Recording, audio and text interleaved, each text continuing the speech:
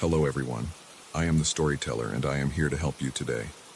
I know you use this video to fall asleep, so before that, like the video and subscribe to the channel. Also, where are you from and what time are you watching? Now get comfortable and relax. I've never paid much attention to sounds in a building before. Doors slam, pipes rattle, neighbors cough. It's all just background noise to me. But this place is different. I noticed it on my first day here during my move. I dragged a heavy box across the hall and I heard a faint scraping sound behind me. I thought it was another tenant, maybe someone helping with their own boxes. I turned around and saw no one. The hallway was empty, painted in faded beige with a single dull light overhead. I shrugged it off and kept dragging my box. That's when I heard that same scraping sound again. About a second after I stopped moving the box. It wasn't in sync with me. It was delayed. I shrugged again, trying to ignore it. I was tired and sore from lifting all my stuff into the apartment. The floor creaked under my feet, and each creak seemed to bounce back at me a moment later, like an echo that had been slowed down. It felt odd, but I was too busy to dwell on it. I carried on, setting up my new place, unpacking my clothes, and trying to make sense of the clutter. The building had an old smell, a mix of wood, dust, and stale air. The walls were thick, and the floors were probably from the early 1900s, covered in worn-out hardwood boards that squeaked with every step. In the first week, I barely left my apartment. I was dealing with new job stress and a pile of unpacked boxes. The corridor outside my door was always dim, and I only heard footsteps a few times. Those footsteps never sounded normal. They echoed in a funny way, always off by a beat, as if the hallway itself was repeating them. The landlord had warned me the place was old and had some quirks, but he never mentioned delayed echoes. One evening, I decided to test it. I stood in the hallway and stomped my foot. It was a firm stomp meant to make a clear sound. I waited. The echo came about a second later, but it was softer and almost breathy. It reminded me of someone trying to mimic the sound with their mouth. I didn't like it. It made the skin on the back of my neck prickle. I glanced at the walls. The paint was chipping in some spots, and I saw a few cracks near the ceiling. The dim light made everything look washed out. I stood there, tense, wondering if I was imagining things. I stomped again. The same delayed echo came back, except it didn't sound exactly like my stomp. It was a little off pitch, like a hushed voice trying to copy me. I felt my chest tighten, my heart thudded. I told myself it had to be some acoustic quirk of the hallway. Maybe the shape of the corridor created weird echoes. I went back inside, closed my door, and tried not to think about it. That night, though, I had trouble sleeping. Every time I shifted in bed, I thought I heard a faint creaking out in the hallway, trailing my movements. Maybe it was just my imagination. The next morning, I left for work, and I heard my own footsteps echo behind me. That's normal in an old building, but the gap was off. Instead of overlapping with my steps, I heard the tail end of each step a moment later. It unnerved me enough that I quickened my pace. When I reached the elevator, I stood still for a moment and tapped my foot once more. After I stopped tapping, I heard a gentle tap, almost like a single clap, but stretched out. I stared at the walls. They were covered in ancient wallpaper, yellowed with age. I felt hot and uncomfortable, like I was being watched. The elevator arrived. I got in, and the doors closed, cutting off the hallway with a hiss. For a while, I tried to ignore it. Work kept me busy, and I didn't notice anything strange there. The problem was the building, not me. But every night I'd come home, walk down that corridor, and hear the same second-late echo behind me. Sometimes it felt distant. Other times it felt close, as if something was right behind my shoulder. I started to get jumpy. I'd turn around fast, hoping to catch someone messing with me, but there was never anyone there. About 2 weeks in, I tried an experiment in my living room. I closed all the windows and turned off every appliance to make the place as quiet as possible. I stood in the center of the room. I clapped my hands 3 times. I listened carefully. The first clap echoed normally, bouncing off the walls. The second clap did the same, but the third clap produced an echo that sounded like a muffled whisper. I can't describe it any other way. It wasn't just a reflection of the sound, it was more like a person whispering, "shh," in another room. My arms broke out in goosebumps. I stared at the walls and the ceiling. My throat felt dry. I tried again. Clap, clap, clap. The first two were normal. The third again sounded distorted. It was as though the building was trying to repeat me but didn't remember how to do it properly.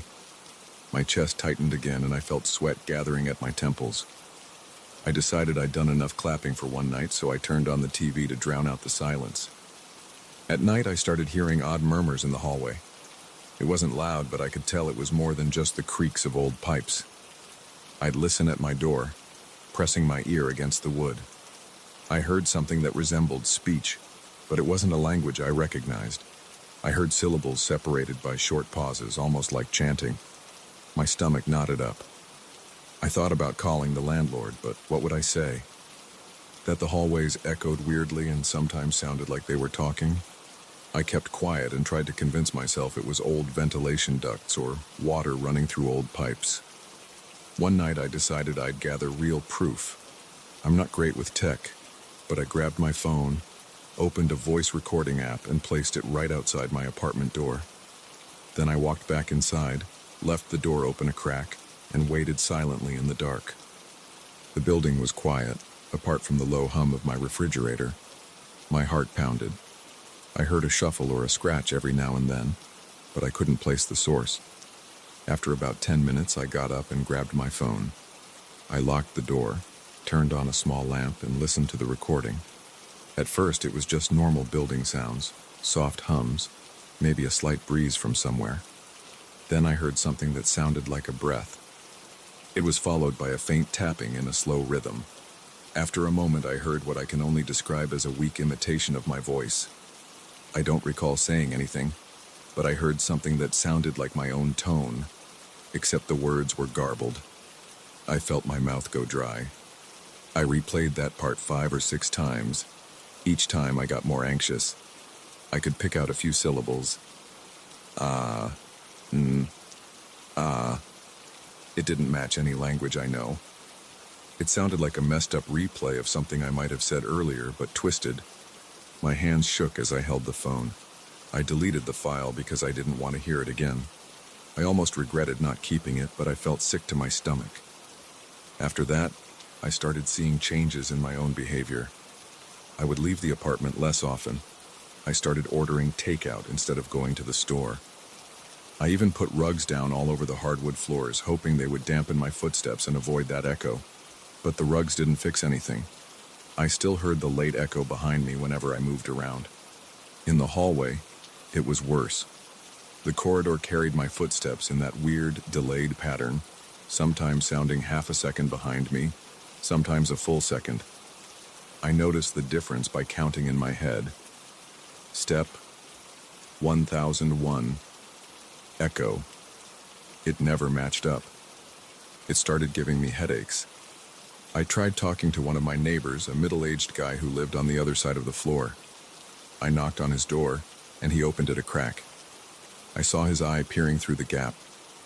I asked if he ever noticed strange echoes in the hallway. He looked at me with a blank stare.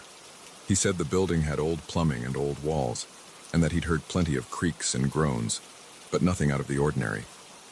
Then he said he had to get back to something and close the door.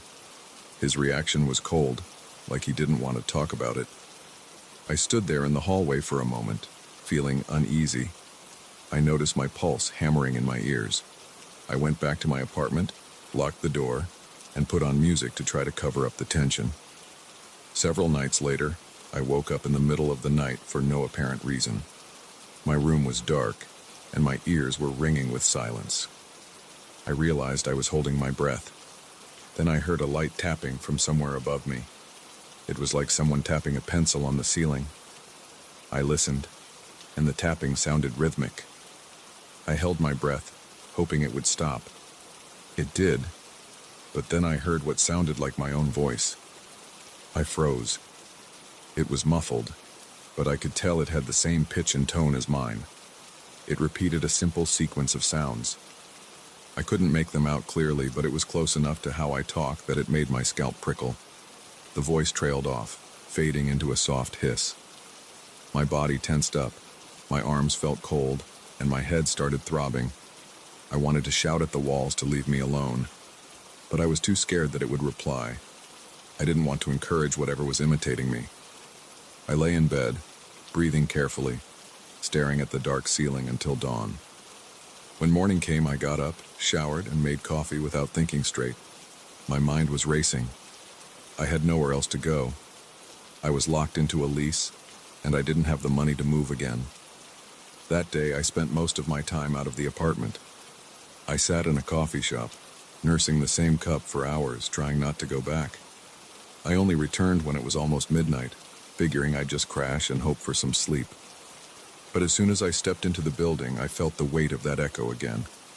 The lobby was eerily quiet, lit by a single fluorescent tube that flickered every now and then. I walked down the corridor to the elevator, counting my steps. I heard them repeated a second later. My mouth felt dry, and my fingers tightened around my keys. I forced myself to ride up to my floor. When the doors opened, the hallway was completely dark. The light fixture outside my apartment was out. I had to use the flashlight on my phone to see my door. I stepped out of the elevator, and as I did, I heard my own footsteps a beat behind me. I whipped around, shining the light everywhere. Nothing, just worn walls and peeling paint. I walked to my door as fast as I could. My heart pounded. The echo of my steps came after I had already stopped. It felt like something was following me, copying me in slow motion. I jammed my key into the lock, turned it, and rushed inside. I slammed the door shut and locked it. I stood in the dark, listening. For a second, there was silence. Then I heard a faint, breathy step on the other side of the door, like the building itself was catching up. My forehead was damp with sweat. I flipped the light switch and leaned against the wall. My stomach churned, and I took a few deep breaths, trying to calm down. That night, the building felt alive. Every board in the floor seemed to groan and pop. The pipes hissed whenever I ran the faucet, but behind those normal old building sounds, I still heard that delayed echo. I took off my shoes and socks, thinking barefoot steps would be quieter. But even then, the floor squeaked softly, and I heard a squeak follow a moment later. My arms shook as I grabbed my phone and checked the time. It was almost 1 a.m. My eyes stung from exhaustion. I climbed into bed, not bothering to change. I just wanted to sleep, to escape for a while. I turned off the light and lay there staring at the ceiling. I tried not to breathe too loudly, afraid the building would repeat my breaths. After a few minutes, I heard the same set of syllables I'd picked up in the recording. They were hushed, but I recognized the pattern. Or something along those lines. It sounded like it was coming from the walls themselves, maybe from the hallway or the next apartment. I felt my pulse racing. My entire body was tense. The urge to scream or pound on the walls was almost overpowering, but I stayed quiet, keeping my breathing steady. The whispered syllables continued for a minute, then faded away. The building settled into its usual night sounds, creaks, distant hums, random cracks in the wood. I waited, forcing my body to relax bit by bit. My eyelids got heavy and I eventually drifted off, though it felt like I was only half asleep. When I woke up the next morning, everything was quiet again. The echo wasn't so noticeable during the day, especially with traffic noise outside and neighbors going about their routines. But I couldn't forget what happened at night. I kept telling myself I might be imagining it, that stress was playing tricks on my mind. But I couldn't shake the feeling that something in this building was storing my sounds, replaying them, and maybe trying to imitate me. Whenever I was alone and it was quiet, I sensed that presence lingering just behind each movement I made. I don't know how long I'll stay here. My lease isn't up for months, and I'm not sure how to explain the situation to anyone. I don't have actual proof, especially since I deleted that recording. But I know what I've heard. This isn't just a normal echo from old walls. It feels personal, like the building has a voice of its own, and it's using my sounds to speak. It's out of sync, twisted and off balance, but it's trying. And late at night when the halls are dark, it's right there, repeating every step I take, a second too late, as if it's planning to take my place once it figures out how to get it right.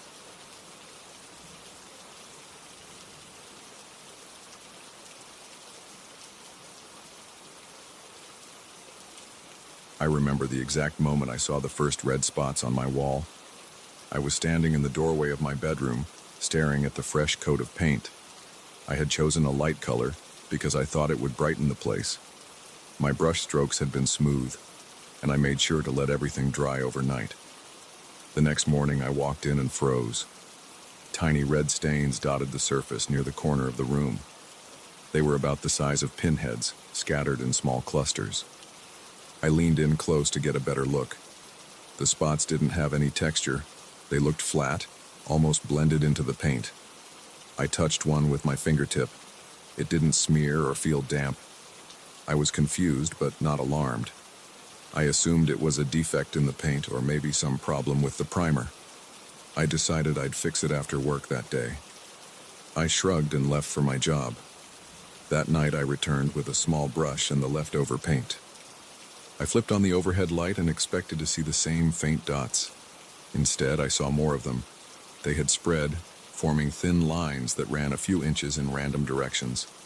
I didn't like that. My first instinct was to check the can of paint in case it was contaminated. I took the can outside under a bright lamp. I stirred it. It looked normal. I didn't see any red pigment floating around. I felt a slight unease, but I convinced myself it was some weird chemical reaction with the wall. I went back inside, closed the door, and turned on a smaller lamp so I could work on the spots without straining my eyes. I applied a fresh coat of paint in that corner. I made sure to use multiple strokes and covered the entire area around the stains. Then I waited for it to dry while I watched TV in the living room. My mind drifted to other things, but I still wondered if I had messed up with the primer. After a couple of hours, I went back to check. I pressed my palm on the surface. It felt dry. I turned on the light. The spots were gone. I felt a bit of relief, so I cleaned up and went to bed. Around 2 in the morning, I woke up to get a glass of water. I passed by the bedroom door on my way to the kitchen and noticed a faint glow through the narrow gap at the base of the door. I pushed the door open. A strange red shimmer flickered along the wall where I had painted. It was dull, not enough to light up the entire room, but enough to catch my eye in the darkness. I took a step inside. The lines had returned. They were thin and branched out in random patterns. They seemed to move with the shifting shadows. I stayed there for a few seconds, staring at them. I reached for the light switch and turned it on. The glow disappeared under the bright light, but the red lines stayed.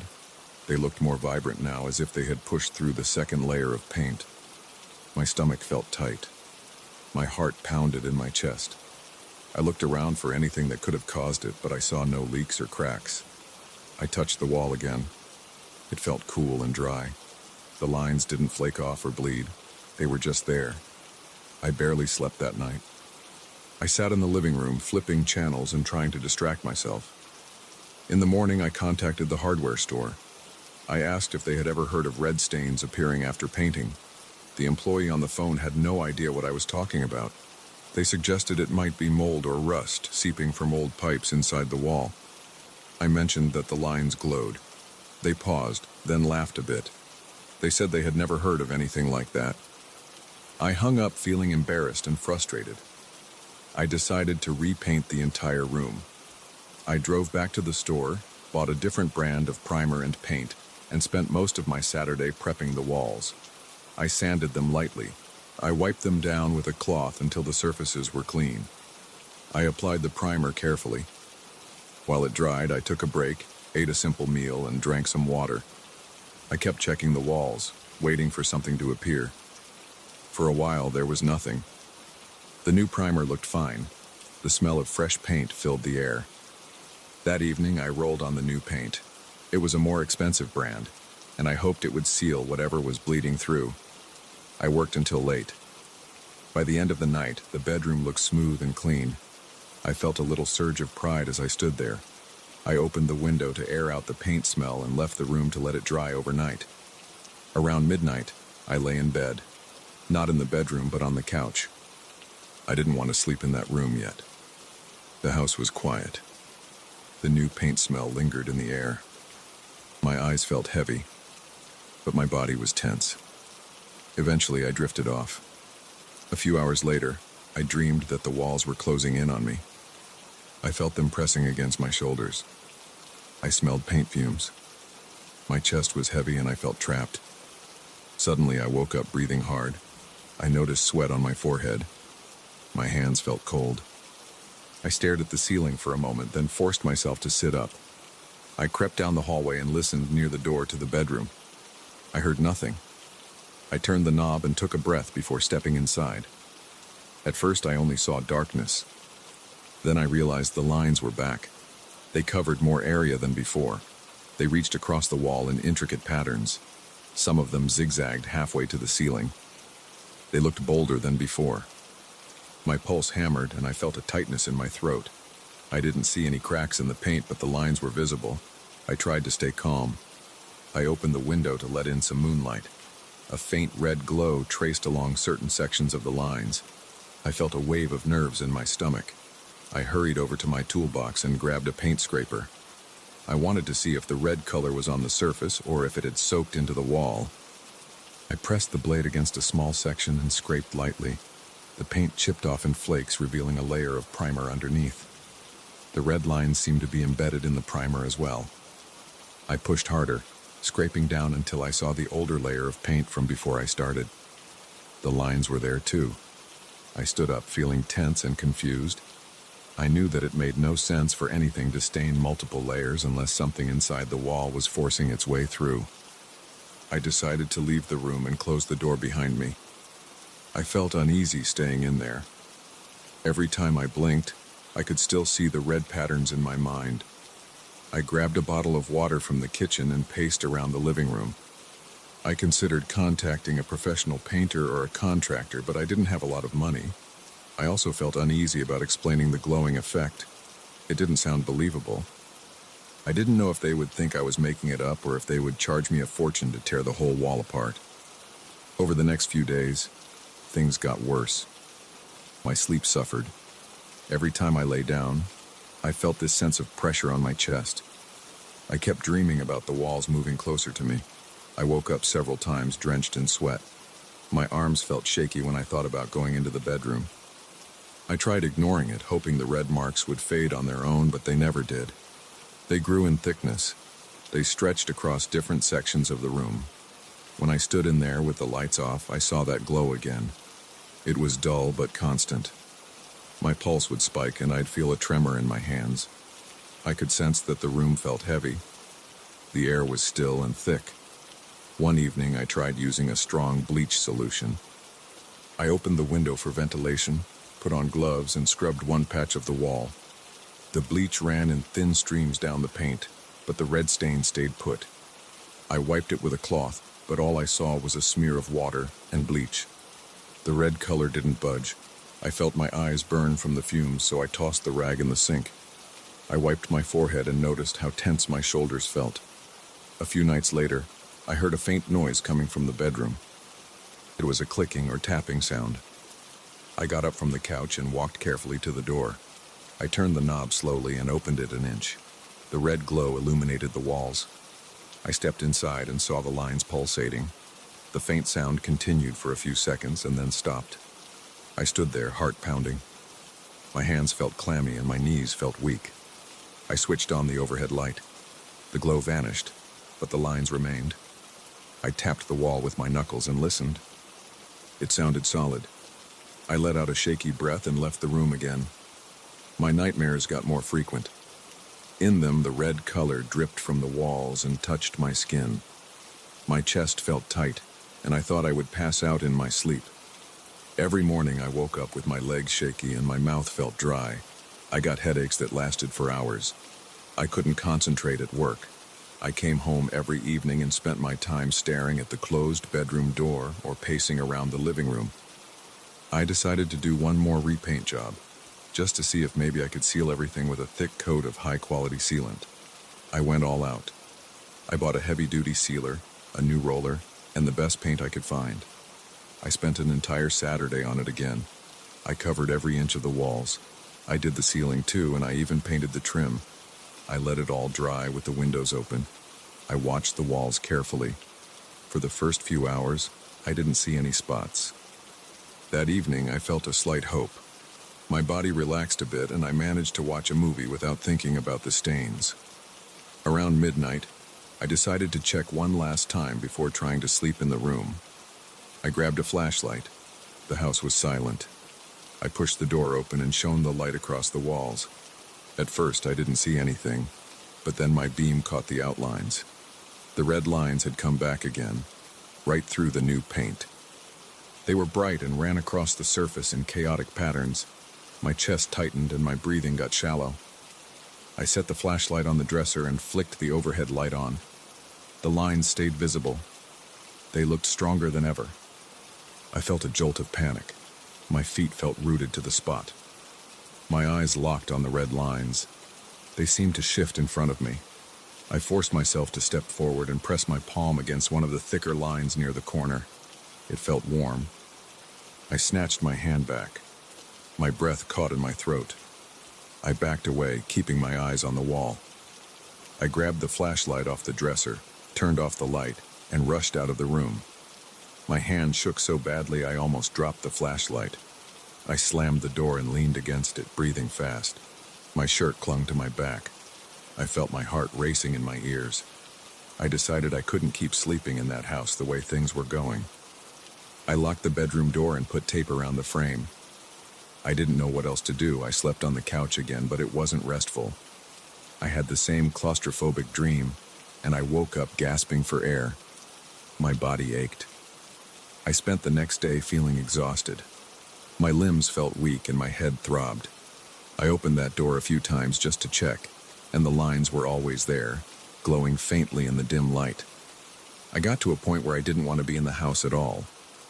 I went for long drives after work. I ate fast food in my car just to avoid coming home. Whenever I stepped through the front door, I felt a heaviness. My hands shook if I even glanced at the bedroom door.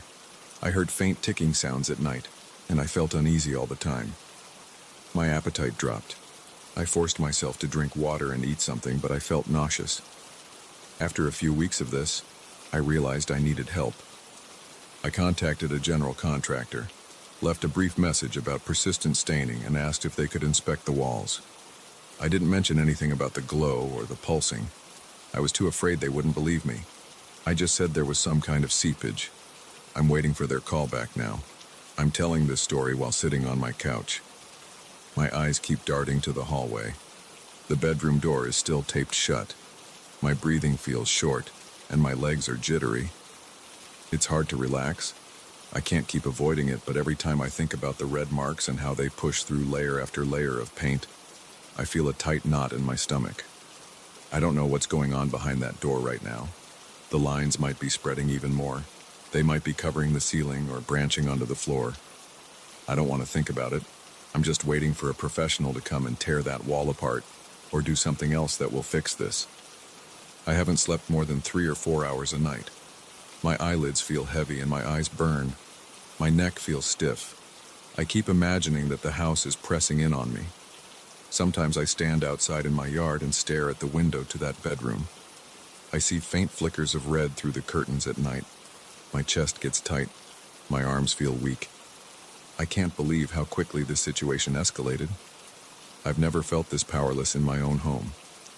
Right now, I'm just sitting here telling you everything, hoping to calm myself down. I hear a soft noise behind the hallway wall. It's a steady tapping. It stops for a few seconds, then starts again. My heart is beating hard. I'm sweating a little. I keep wiping my palms on my jeans. I feel trapped. I can't go in there, and I can't pretend it's not happening. I'm stuck waiting. I don't smell anything. There's no odor, no gas leak, no moldy stench. There's only that persistent feeling of heaviness. I feel it when I breathe. I feel it in my gut. It's a nagging sensation that won't leave me alone.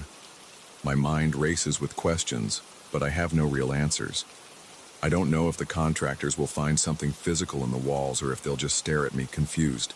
I have no idea how long I can keep living like this. All I know is that every time I tried to hide those red marks, they fought back. They appeared stronger and brighter. They spread across the surface, glowing with a dull light in the night. I see them in my dreams.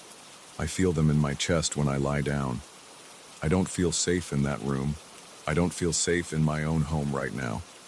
And that's the worst part. I'm tense, I'm restless, and I'm waiting for any kind of solution. Until then, I'm just here, hoping the walls don't close in on me again tonight.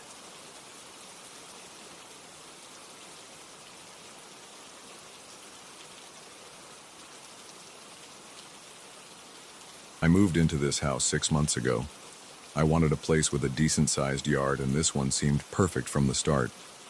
The grass was overgrown and the back fence needed mending, but it felt manageable.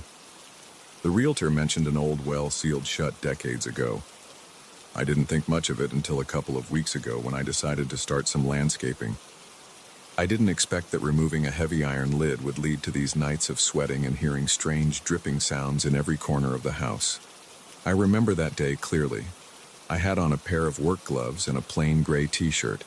The sun was hot, and the smell of damp earth hung around the yard. I took a shovel to clear away some vines that had grown over the well's surface. Underneath those vines, I saw rust spots and a chain looped through an iron ring on the lid. It was thick metal, heavier than I expected. I had to pry it with a crowbar to get some leverage. When the lid finally shifted, it made a scraping sound that sent a chill over my arms. It took me a few minutes to push the lid aside, and by the time I did, I was already sweating through my shirt. Inside the well, the bricks looked wet, though there was no obvious moisture on the ground around it. I leaned forward, my head over the gap, and caught a whiff of stale air. It made me cough. I reached for the flashlight I'd brought. When I shone the light along the inside, something glimmered in a gap between two bricks, near the top edge. I bent down a bit more, resting one hand on the rim. My glove brushed against something small and hard. I set the flashlight on the ground and used my other hand to pry it loose. That's when I realized it was a ring. The ring had a thick band of some metal I couldn't identify. It might have been silver or iron, hard to tell with the dirt on it.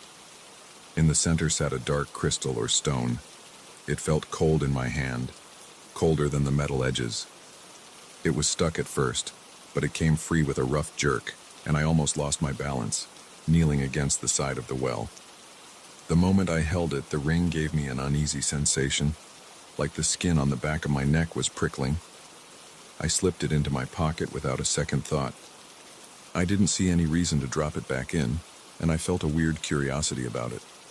I replaced the iron lid, patted it in place, and spent the rest of the afternoon cutting back weeds. Later that evening, I took a shower. I heard something in the pipes at first, dripping that didn't match the water flow in my shower. I turned the knob to shut the water off. My shower head stopped spraying, but I kept hearing a faint drip, drip, drip. I went back to the sink in the bathroom, twisted the faucet to see if it was leaking, but it was dry. The drip, drip, drip continued somewhere behind the walls. I tapped the tiles, thinking maybe there was a leak inside, but then it faded. I shrugged it off. Old houses make weird sounds all the time. That night I got into bed, too tired to think about anything but sleep. As soon as I closed my eyes, I felt this wave of unease. I couldn't figure out why. Maybe it was just the excitement of the day, I thought. But after I dozed off, I had a dream. I dreamed I was falling into the well, the same one I'd opened hours earlier. The bricks flew past me, and cold air whipped against my face. At the bottom, I saw something dark and motionless. A voice called out from below, a low rumble that vibrated in my chest. "Give it back," it said. I jolted awake, heart pounding, drenched in sweat. My bedroom was pitch black, and I heard that same dripping noise. It sounded louder, like it was right next to my bed. I flicked on the lamp, looked around, saw nothing. I lay back down, but sleep didn't come easily after that. The next day, I tried to distract myself by continuing my work in the yard. I hammered new boards into the fence, trimmed bushes, and spent a couple of hours raking leaves. Each time I paused, I caught the faint sound of water dripping. It came from no clear direction. It seemed to shift from side to side, sometimes near the shed, sometimes near the kitchen window. I told myself it was in my head. I kept thinking maybe the ring was cursed or something ridiculous like that, but I tried to ignore the thought. By late afternoon, I was exhausted. I wanted a cold drink, so I went inside and opened the fridge for a soda. The moment I twisted the bottle cap, I heard a soft hiss and then that drip, drip, drip. It felt like a warning. My stomach clenched. I quickly finished my drink and set the bottle on the counter. I didn't enjoy the taste. I kept expecting to see water leaking somewhere, but everything was dry. That night, I went to bed early. I hoped that a good rest would clear my head. I woke up in the middle of the night, startled by a dream where I was again inside the well, sinking deeper, no bottom in sight. I tried to scream, but no sound came. The voice returned, echoing in the darkness, telling me to return the ring. My chest felt tight. I was shaking when I opened my eyes. I glanced at the clock. It was 3 a.m. My throat felt parched, so I went to the kitchen. The hallway was dark and every step felt loud on the wood floors. I flicked on the kitchen light and approached the sink. As soon as I turned on the faucet, I had the sensation of someone watching from behind. I spun around, but no one was there. The hair on my arms was standing up. My heart thudded in my chest. The faucet hissed and spurted a bit of water. I filled a glass and drank fast. The water felt thick in my throat. When I finished, I wiped my mouth and shut off the faucet. The dripping started again, louder than ever, but it sounded like it was right under the sink. I opened the cabinet door, but there was no leak. Nothing was wet. The drip, drip, drip continued for a few seconds, then stopped as if it never existed. In the following days, the dripping noise followed me everywhere. I heard it in the living room while I watched TV. I heard it when I stepped into the garage to get some tools. I even heard it when I went to check my mailbox at the end of the driveway. It was never overwhelming, just soft, steady, and out of place. I tried to act normal. I still went to work, did my job, and met a friend for coffee once. But each time I took a sip of any liquid, I felt uneasy. I started avoiding water whenever possible. I skipped washing my hands if they weren't too dirty. I used paper towels to wipe sweat off my face instead of splashing water in the sink. My skin felt sticky most of the time, but I preferred that to feeling spied on. The ring stayed in a small box in my nightstand. I tried to forget it was there, but every time I opened that drawer to grab something else, the ring caught my eye. I touched it a couple of times, thinking maybe I should throw it away or bury it somewhere. The crystal in the center felt cold, even though my house was warm. I felt a slight vibration in my hand whenever I picked it up. It made me queasy. A few times, I heard that deep voice in my head, repeating the same phrase, "Give it back." It made me sweat. My mind raced with all sorts of ideas, but I tried to keep it together by focusing on things I could control, like fixing the fence or patching holes in the drywall. One evening, I forced myself to check the well again. I waited until just before sunset, hoping the light would give me some sense of security. I pulled back the vines that had already begun to creep over the lid again. The lid was as heavy as before. I managed to slide it aside, the metal scraping against the stone. I knelt down and peered into the well with a flashlight. The bricks were still damp. I felt a rush of cold air blow up at me, though there was no breeze outside. I shone the light down and saw only darkness.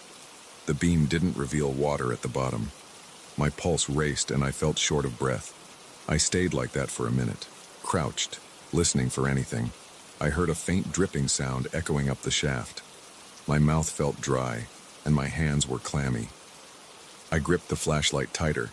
Then I heard that low voice, not in my head, but reverberating from inside the well. It said nothing specific this time. It was just a long, low moan. I dropped the flashlight in surprise, and it clattered against the bricks. Its light flickered, shining into the dark.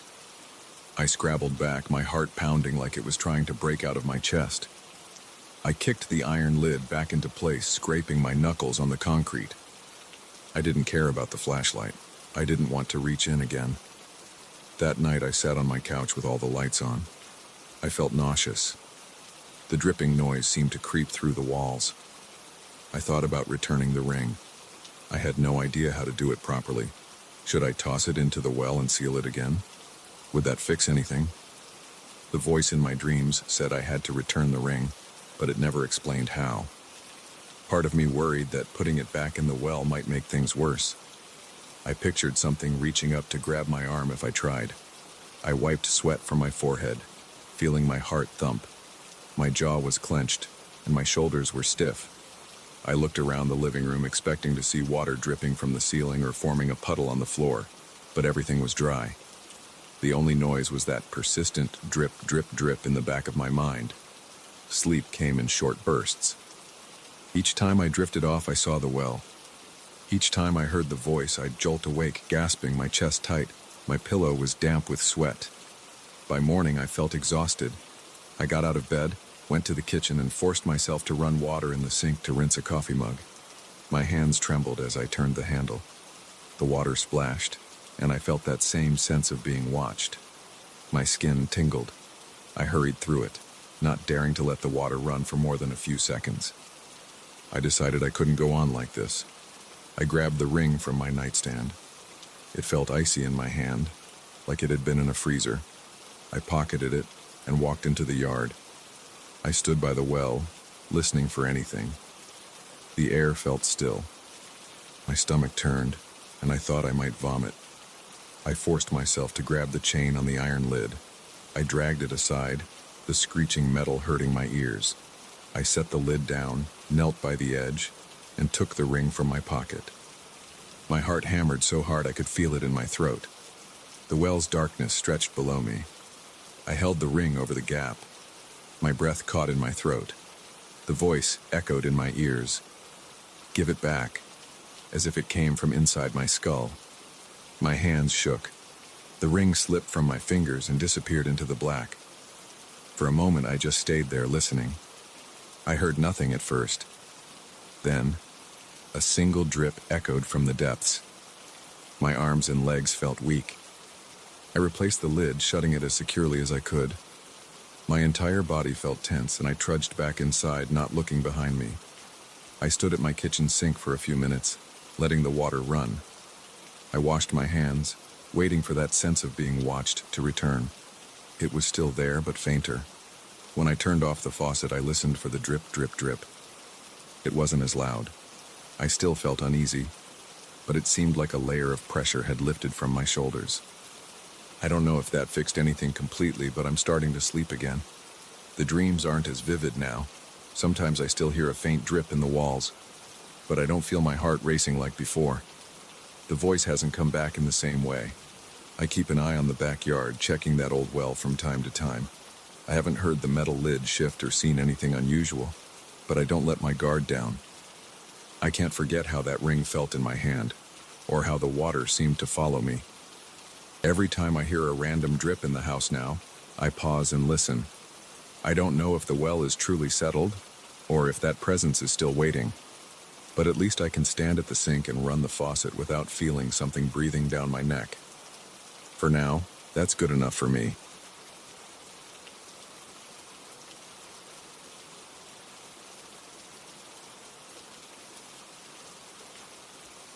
I started paying attention to that cafeteria about 2 weeks ago.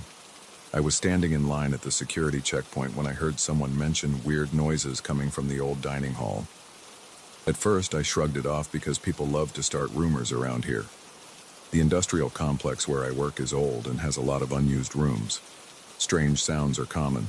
Pipes rattle, vents hum, and the structure creaks at night. I've never been sensitive to that stuff. But this cafeteria felt different from the start. I walked into the building's main corridor that day, feeling a slight chill because the air conditioning always runs too cold. The corridor lights flickered, like they do when the maintenance guys forget to change the bulbs. I saw the cafeteria door at the end. It's a large steel door with scratched paint. It's heavy and it always squeaks when it opens. The sound echoes in the corridor. which can be unsettling when you're alone. I pushed it open and stepped inside. My first impression was how dim it was. The overhead lights worked, but many bulbs were dead or dying. The long tables stood in rows, each one with benches on both sides. I noticed that a few tables at the far end had plates and utensils on them, even though nobody was eating there. I thought maybe some workers had left their stuff behind, or the cleaning crew hadn't bothered to clear it. I didn't focus on it too much. I just remembered feeling a slight unease, like I was intruding somewhere I shouldn't be. That same day, around lunch hour, I returned to see if the cafeteria was actually in use. People usually eat in the newer, renovated wing. They don't come here. But I thought maybe there was a reason for the plates. When I stepped in, the place was empty. It smelled stale, like old food that had been left out too long. The air felt heavy, and my eyes watered a bit from the musty odor. There were more plates on the tables, and I saw smudges on the surfaces that looked like rust stains. The utensils were arranged in neat rows. Knives, forks, and spoons were lined up, but they were tarnished and dull. It looked like they'd been sitting there for decades. I walked around the tables, checking for signs of fresh food or anything that would explain it. I didn't see any actual food, just those rusty stains that reminded me of dried sauce or maybe old metal residue. I heard a faint rattling sound coming from the far corner, so I headed there. The kitchen area is separated by a large window and a metal counter. I peeked inside and saw outdated equipment, old stoves, ovens, and a refrigerator that looked like it hadn't been opened in years. The rattling stopped when I reached the doorway. I flipped on the light switch, but nothing happened. I heard a slight hum, but the bulbs stayed dark. I stayed there for a minute, listening. The room was silent except for the buzzing of a fluorescent light on the ceiling. It flickered at an uneven pace. I didn't feel any breeze or see anyone moving. Still, I sensed a presence, like someone was standing behind me. I turned around quickly, but all I saw was the empty cafeteria. I felt my heart thumping, my palms got sweaty, and my throat went dry. I took a few steps back toward the main dining area. The smell of old food got stronger, making my stomach tighten. Later, when I told my coworkers about the plates and utensils, they just gave me weird looks. One guy said I probably saw some junk left behind by previous tenants. Another person told me to ignore it because the old section was full of mold and rotten equipment. He warned me to stay out, claiming it was easy to get sick there. But nobody admitted hearing things. They just said that the building was old and made noises. I started to doubt myself. I thought maybe I was imagining things. The next day, though, I heard something that I couldn't explain. I was walking past the cafeteria in the late afternoon. Our shifts can be long, and I sometimes stay until early evening. The corridor was quiet except for my footsteps. Then I heard clinking sounds like forks and knives hitting plates. It didn't sound like one or two people.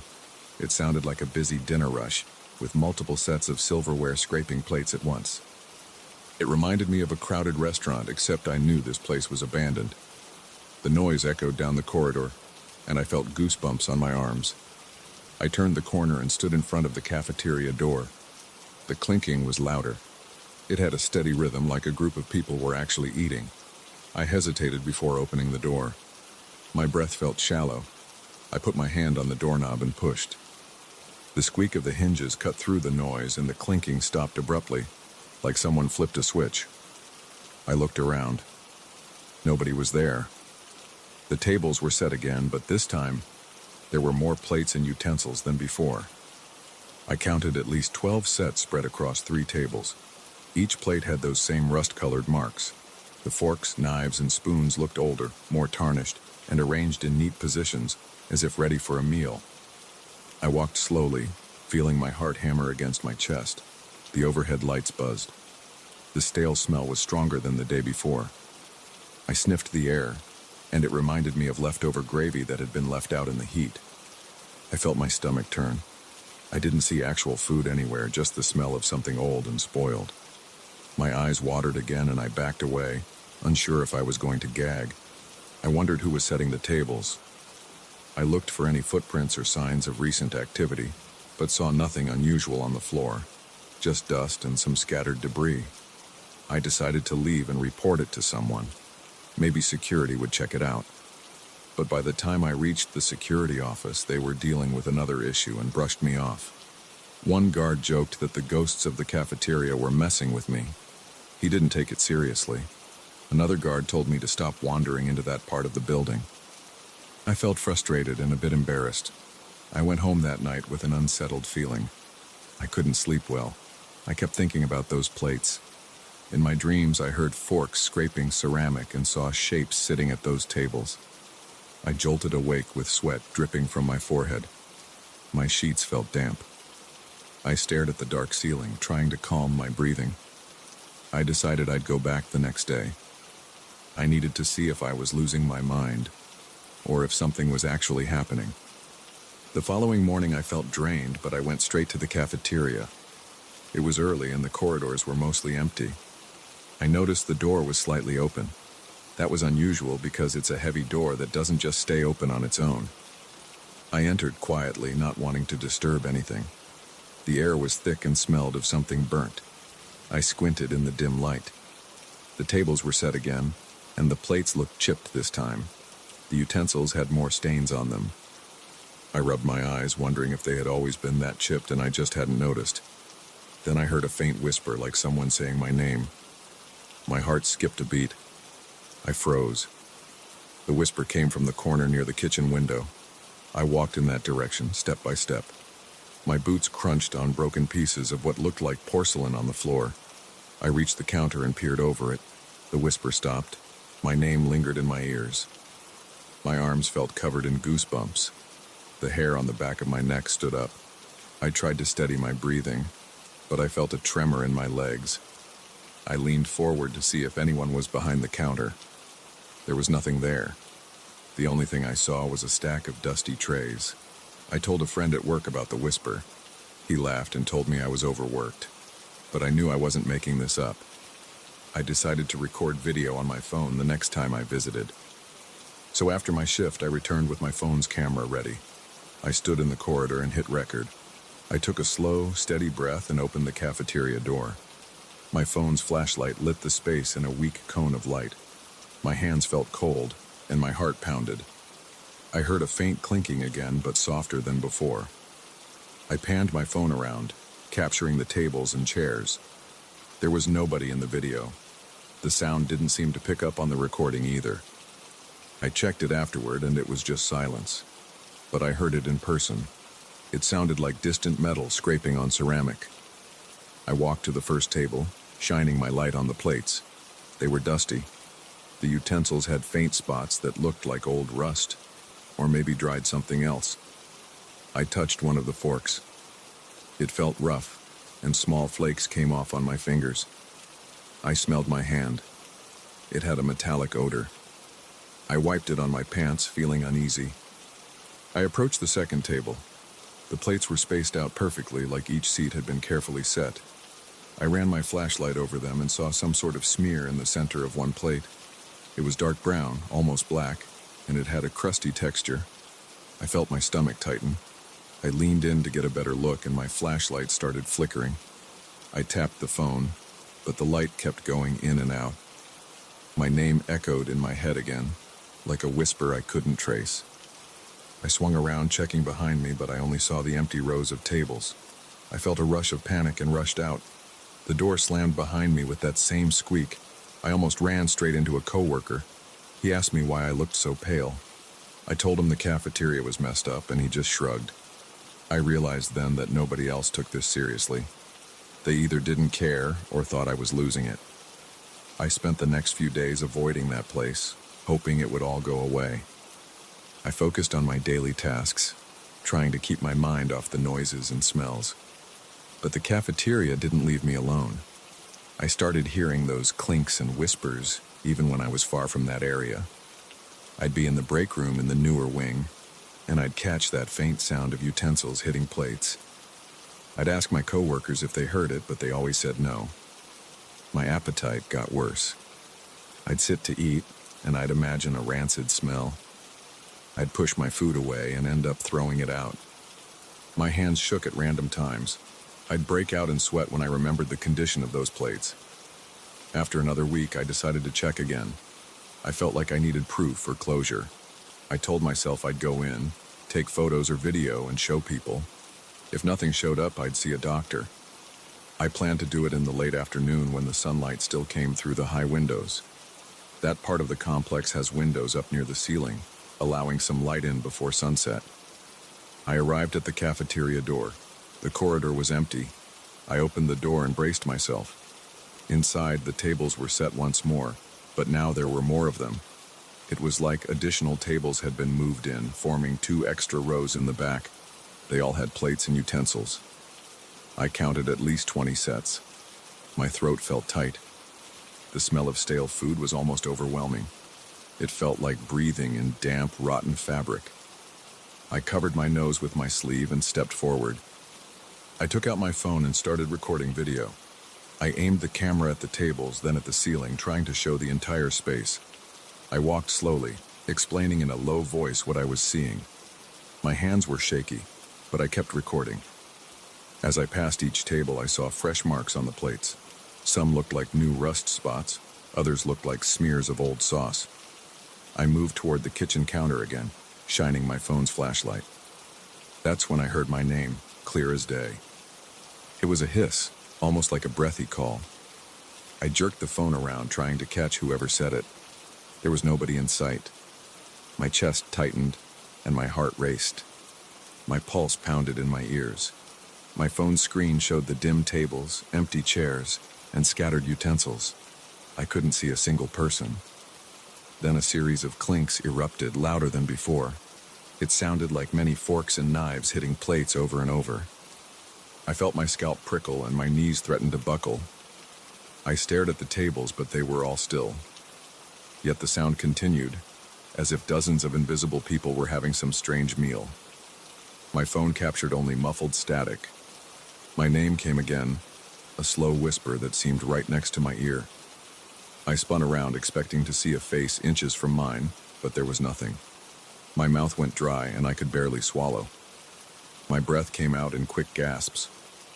The clinking rose to a frantic pace. I couldn't take it anymore. I ran for the door, my steps echoing off the walls. I burst into the corridor. The noise stopped the instant I crossed the threshold. My phone kept recording. I pressed stop and stood there panting. My hands shook so badly I almost dropped my phone. I forced myself to check the footage. The video showed me walking through the cafeteria, describing what I saw. But the audio was mostly quiet. There was a faint buzzing sound, maybe from the lights, but I couldn't hear any of the intense clinking or whispers. My voice was there, though, explaining everything I saw. It was proof that I was physically there, but it didn't capture the disturbing noises that filled my ears. I still work in that complex. I still see the cafeteria door whenever I walk past it. I don't go inside anymore. Nobody has believed me so far. They say it's in my head or it's just the old pipes. But I know what I heard and saw. Sometimes late at night I swear I catch that stale odor in the hallway. My pulse spikes and I hurry away. I hear the faint rattle of utensils and plates echoing in my mind. I feel like something in there wants me to come back.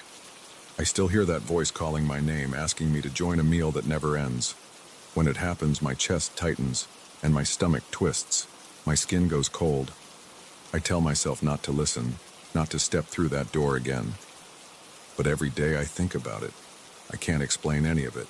I just know it's real. I've heard the sounds, smelled the rotting food, and touched those dirty utensils. There's something in that cafeteria that sets it up again and again, always ready, always waiting. And I can't shake the feeling that it's waiting for me.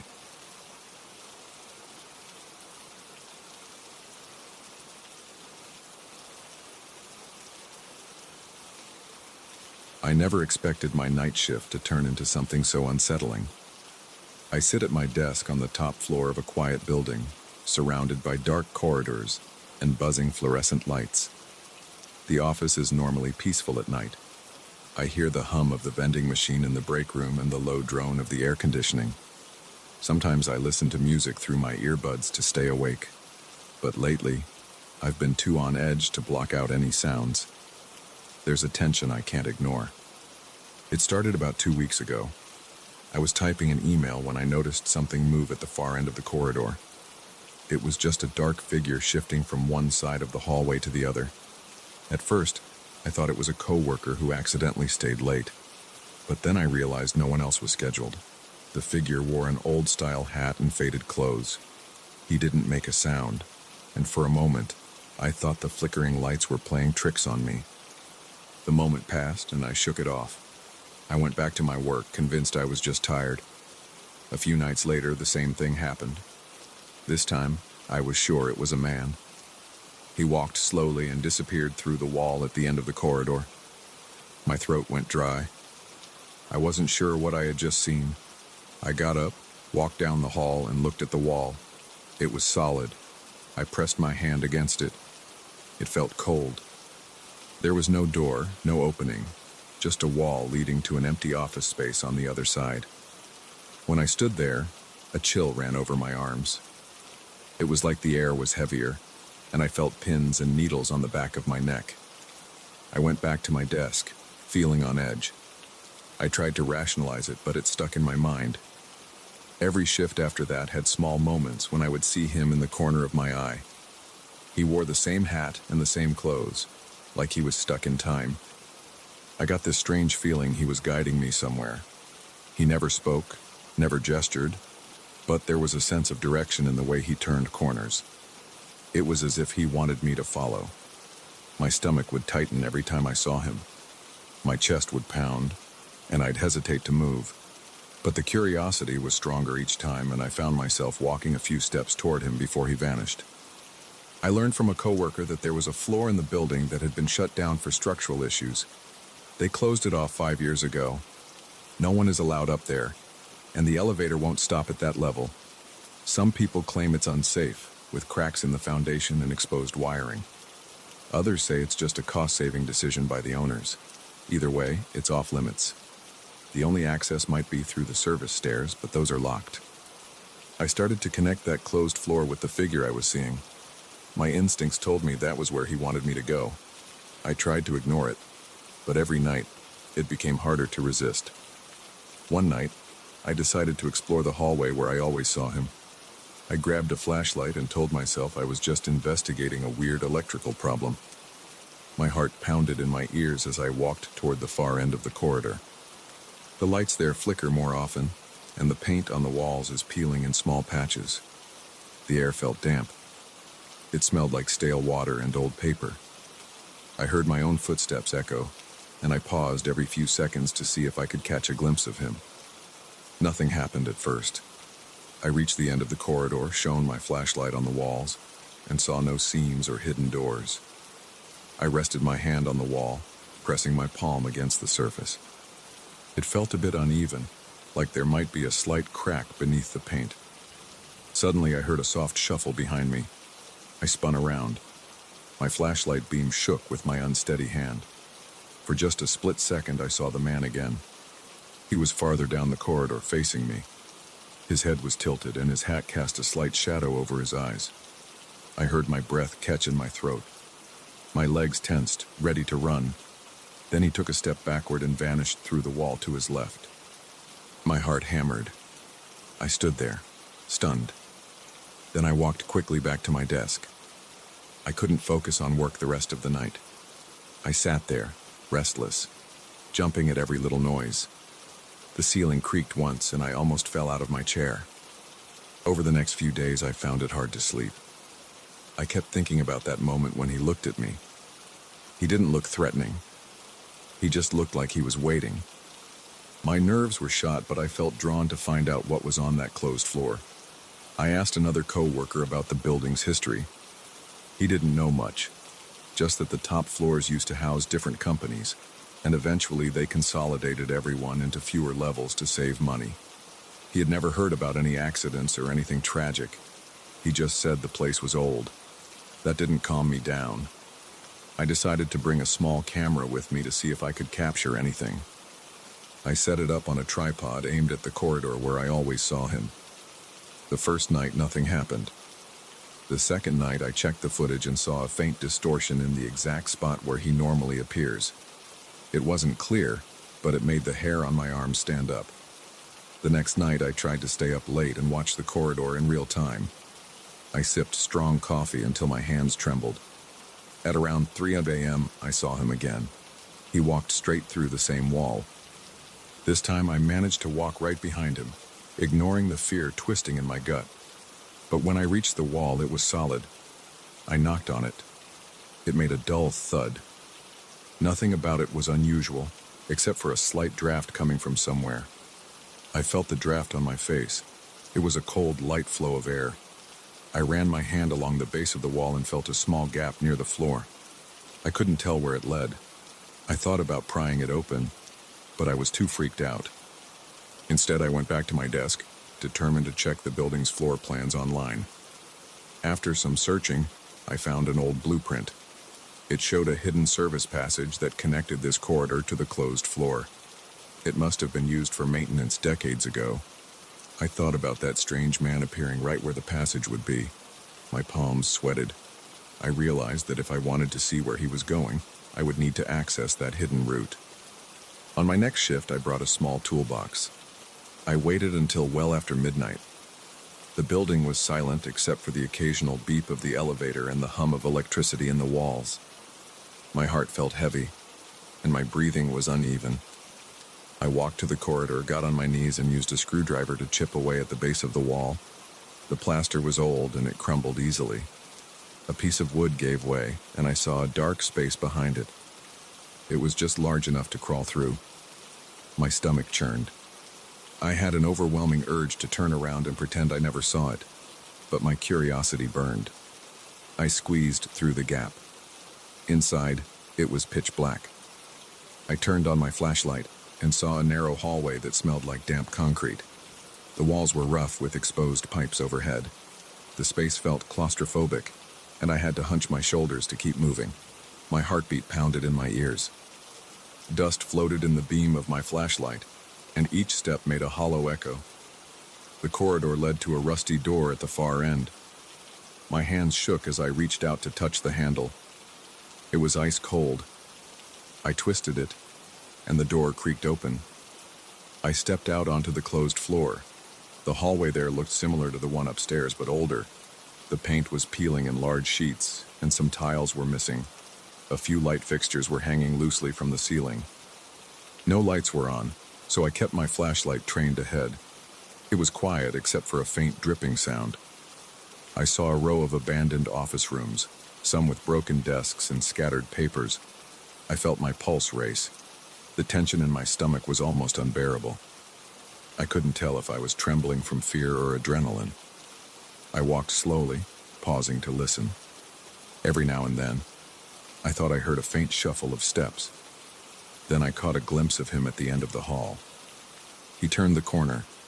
My mouth went dry and my lungs tightened. I forced myself to follow. The floor felt uneven under my shoes, and I worried about holes or loose tiles. The flashlight beam shook in my hand. As I turned the corner, I saw an open door to what looked like a storage room. The man was inside, standing with his back to me. I entered the room. It was cold and smelled like musty cardboard. Old file boxes were stacked against the walls. The man stood near a collapsed shelving unit. He was motionless. I noticed how pale his skin looked under the faint light. I could hear my own breathing, shallow and nervous. I took one slow step toward him. He turned his head slightly, like he was aware of me. My heart throbbed against my chest. Then he stepped forward and vanished through the wall. I heard a low scraping sound, like metal dragging on the floor. I ran to the spot where he disappeared. The wall there was cracked. I could see part of a broken pipe behind it. There was a small piece of metal protruding from the rubble. I crouched down and tugged on it. It was stuck, so I pulled harder. A chunk of plaster came loose, revealing a hidden compartment. Inside, I found an old metal box. My hands were shaking as I lifted it out. It was heavy and covered in rust. I set it on the floor and tried prying it open. The lid resisted at first, but it finally gave way with a sharp squeak. It didn't contain anything dramatic. There were some old documents and a faded photograph of the building in an earlier era. My eyes adjusted to the darkness, and I recognized the corridor in the photo. The man in the hat was there, standing on the edge of the frame, just barely visible. A wave of cold tension spread through my back. I realized I was covered in sweat. My shirt stuck to my skin, and I noticed my breathing was fast and shallow. I didn't see anything else of interest in the box, just official papers with building permits and a few signatures. My flashlight flickered. The batteries were running low. I stuffed the photo in my pocket, picked up the metal box, and hurried out. I felt an overpowering need to leave that floor. My legs felt weak and each step jarred my knees. I retraced my path down the hallway, back through the rusty door, and into the hidden passage. I crawled back through the gap into my familiar corridor, breathing hard. I slammed the loose panel back into place, trying to make it look somewhat normal. Then I headed straight for my desk. I wiped sweat from my forehead and took a long drink from my water bottle. My hands wouldn't stop shaking and my heart was still pounding. I kept expecting to see him pop up around the corner, but everything was quiet. I stayed there for a while, trying to calm down. Eventually, my shift ended. I tucked the metal box under my arm and went home.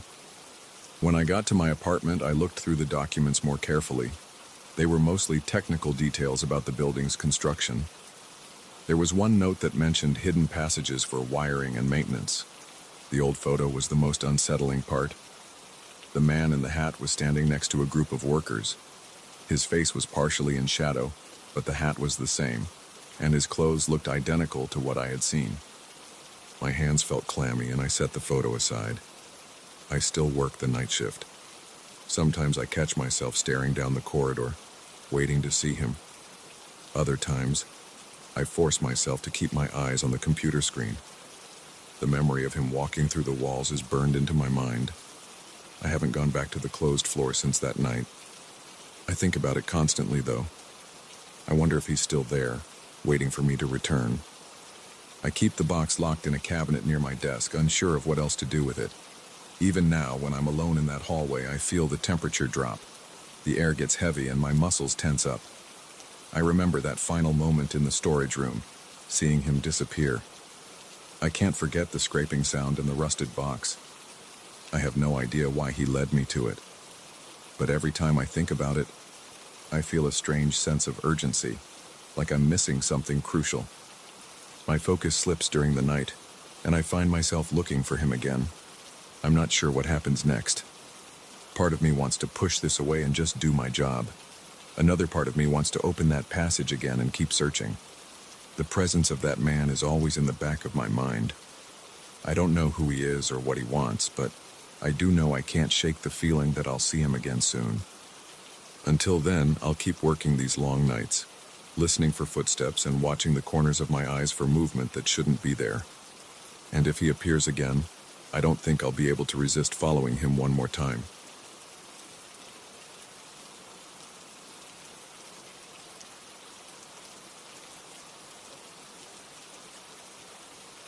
I never expected a single book to turn my life upside down. I collect rare volumes all the time. It's my main hobby, and I've spent years digging through estate sales, online auctions, and dusty old shops. I'm used to weird covers, strange inscriptions, and all kinds of odd smells. I've seen moldy pages, broken spines, and corners gnawed by rats. None of that fazes me. But this book, this blank, coverless thing, made me question my own senses. I found it at a small auction a few months ago. The auction house specialized in random artifacts and odd curios. I wasn't looking for anything in particular. I just saw this stack of books in a corner and felt drawn to them. Most had normal jackets or obvious titles. This one looked different. It had no cover, no identifying marks on the spine, nothing on the first or last page. The paper looked yellowed, but not like normal aging. It had a sickly tint, almost grayish, as if left in a damp basement for too long. The binding was partially torn, and the pages looked like they might fall out if I wasn't careful. I held it in my hands. I flipped through the pages and saw lines of text that made no sense. It wasn't in any language I recognized. I felt this chill on the back of my neck, but I thought it was just the drafty room. I ended up buying it, mainly because nobody else wanted it. I brought it home and put it on my shelf. I have a dedicated spot for strange books, a few obscure volumes, and other odd finds. I felt a bit proud. I'd never come across a text I couldn't identify at all.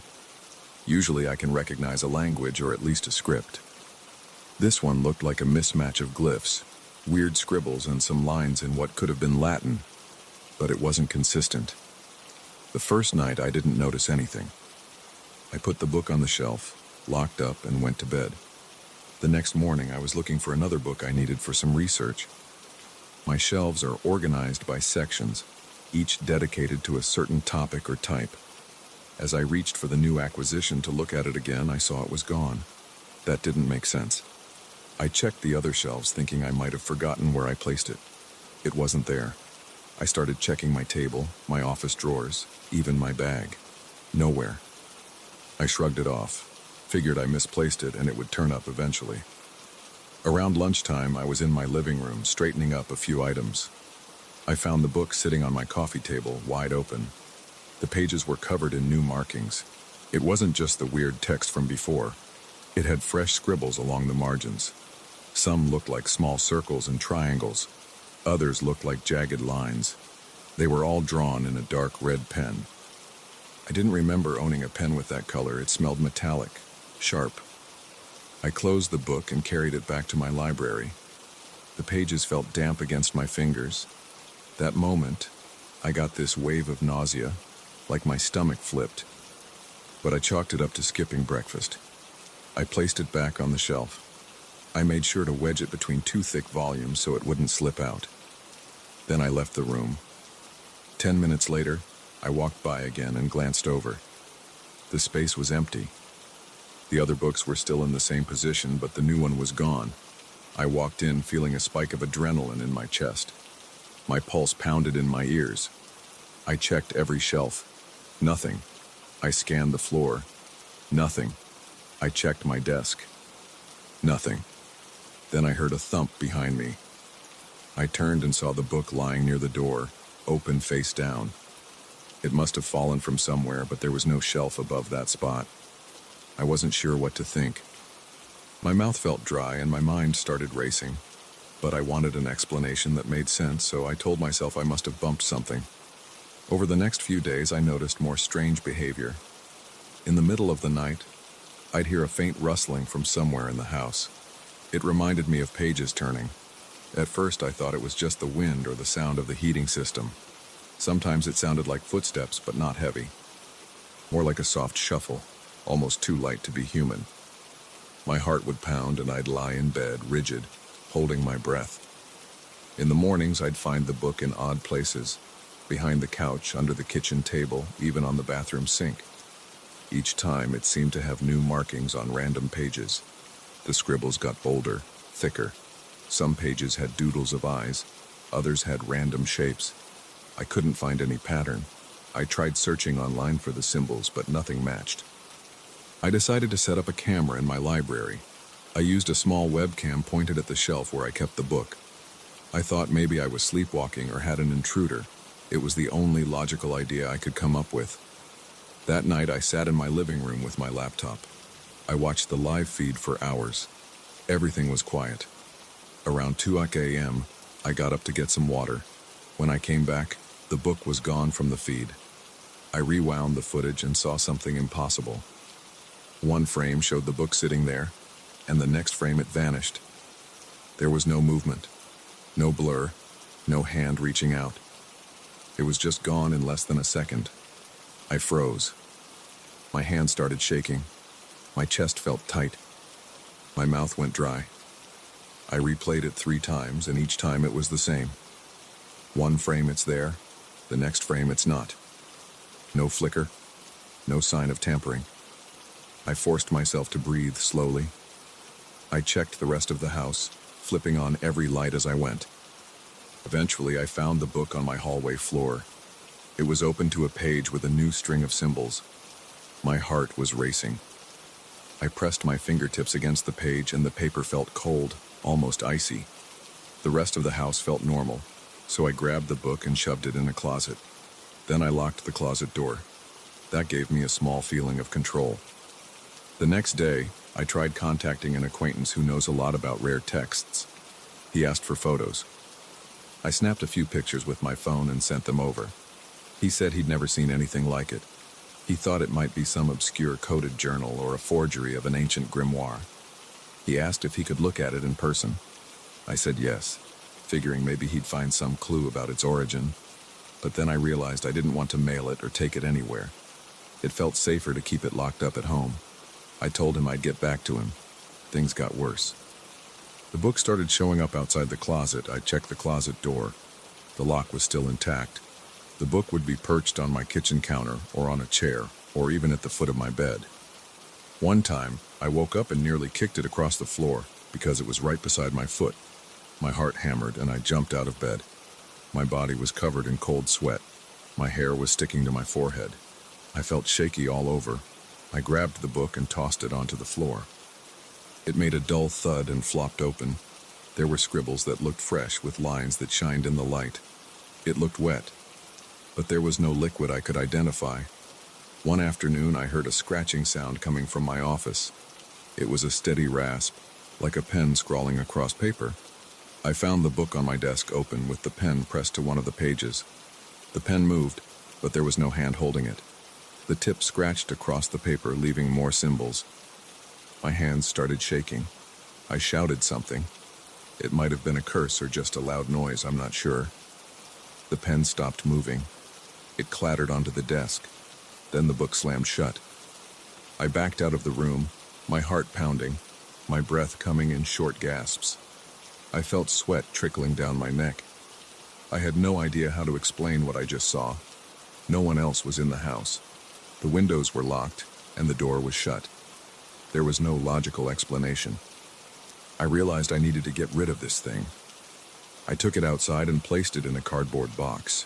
I drove it to a local recycling center. My hands shook on the steering wheel, but I forced myself to keep going.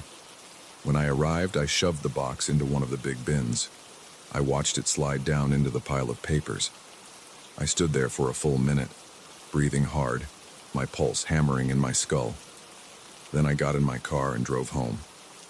For a few hours, I felt relieved. I cleaned my house, tidied up shelves, tried to distract myself. That night, I slept a bit better. But the next morning, as I passed by my office, I saw the book on my chair again.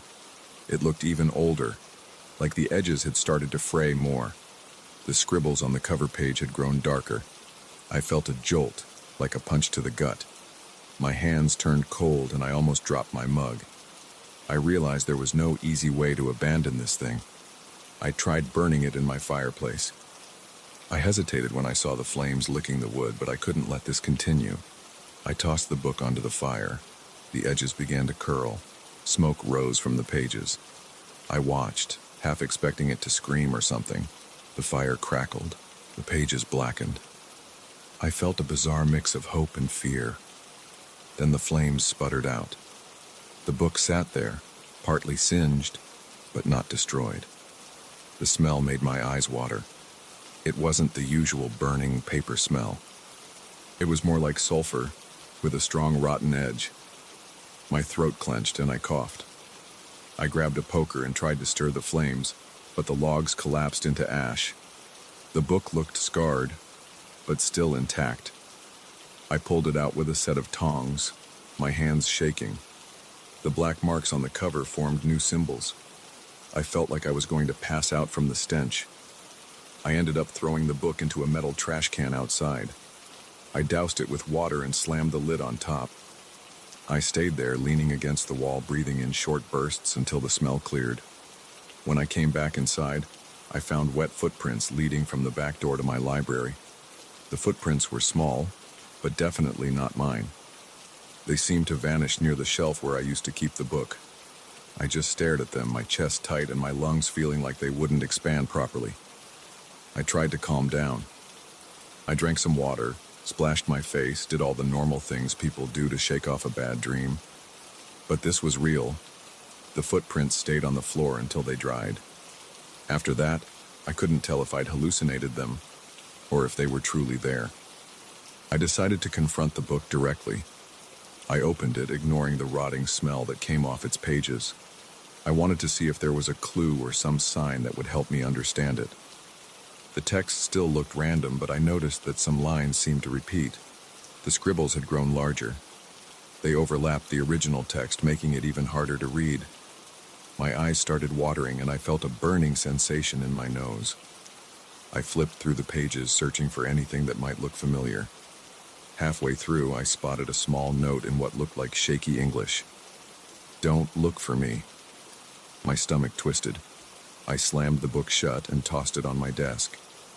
I backed away, trying to calm my pounding heart. Over the next few hours, I tried ignoring the book. I stayed in my living room, watched random videos, anything to keep my mind off what was happening. But the tension never left my body.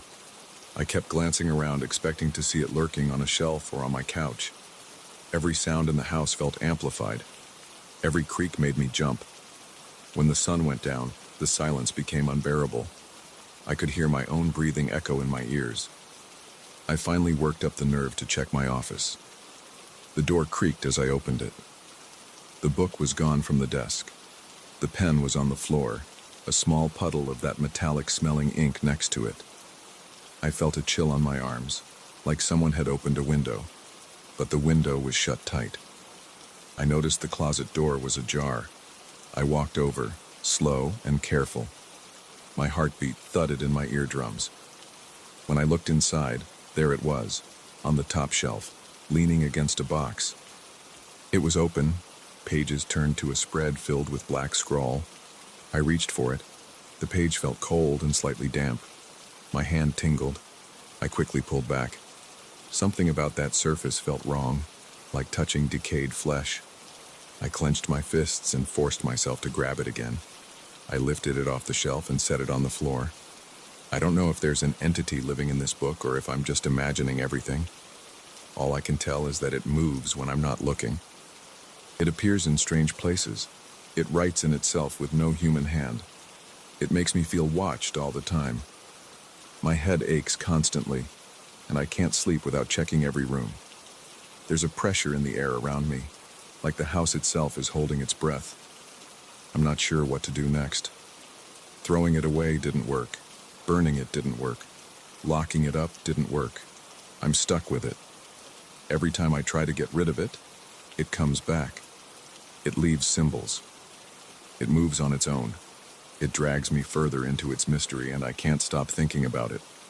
I keep waiting for the moment it vanishes for good, but I suspect it won't leave. It feels like it's attached to me now. The more I notice it, the more it responds, and I can't stop noticing it's always there in the back of my mind. I wish I never bought it, but I can't take that back. All I can do is sit here, hearing it shuffle in the next room, flipping its own pages. Sometimes I walk in and it's on the floor, open as if waiting. Sometimes it's on my couch, scribbles all over a new page.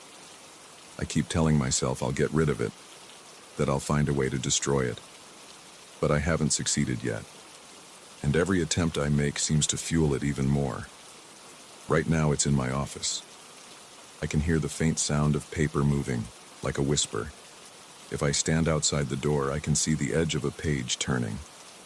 I'm scared to go in. I'm scared to leave it alone. But I can't just sit here forever.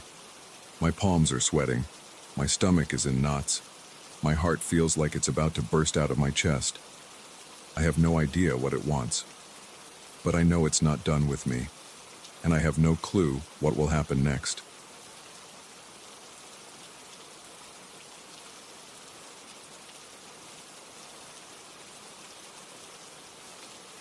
I always thought my apartment was too small and too ordinary to hide anything strange. It's just 4 rooms and a narrow hallway. I don't keep a lot of stuff out in the open, and I usually feel comfortable here. But over the last couple of weeks, something weird has been happening every single night after I shower. It's not just a random noise or a creaky pipe. It's this eerie sound that I can't ignore. An extra footstep behind me, matching every move I make when I'm barefoot on the floor. At first I thought I was imagining it. Now I'm not so sure. And the worst part is that I'm starting to see 2 sets of wet footprints on the floor, mine, and another set that appears right beside them. I live alone on the 2nd floor of a pretty old building. There's an elevator, but it rattles so much that I prefer the stairs. My apartment door opens directly into my living room. The furniture is basic. a small sofa, a coffee table, and a TV stand. A cramped kitchen sits to the left, and a short hallway leads to my bedroom and bathroom. It's not a fancy place, but it's enough for me. I've been here for about a year, and nothing out of the ordinary has ever happened. I usually shower in the evening. It's a habit I picked up because my work can get me sweaty or covered in dust. I never wear slippers or flip-flops afterward. Instead, I like to walk around barefoot. The tile floor in my living room and hallway feels cool, and I don't mind the slight dampness from my feet. The first time I noticed something strange was about 2 weeks ago. I had just showered and wrapped a towel around my waist. I stepped out of the bathroom and headed to the kitchen to grab a glass of water. As I walked, I heard a soft thump that was out of sync with my steps. I paused and listened, but the apartment was silent.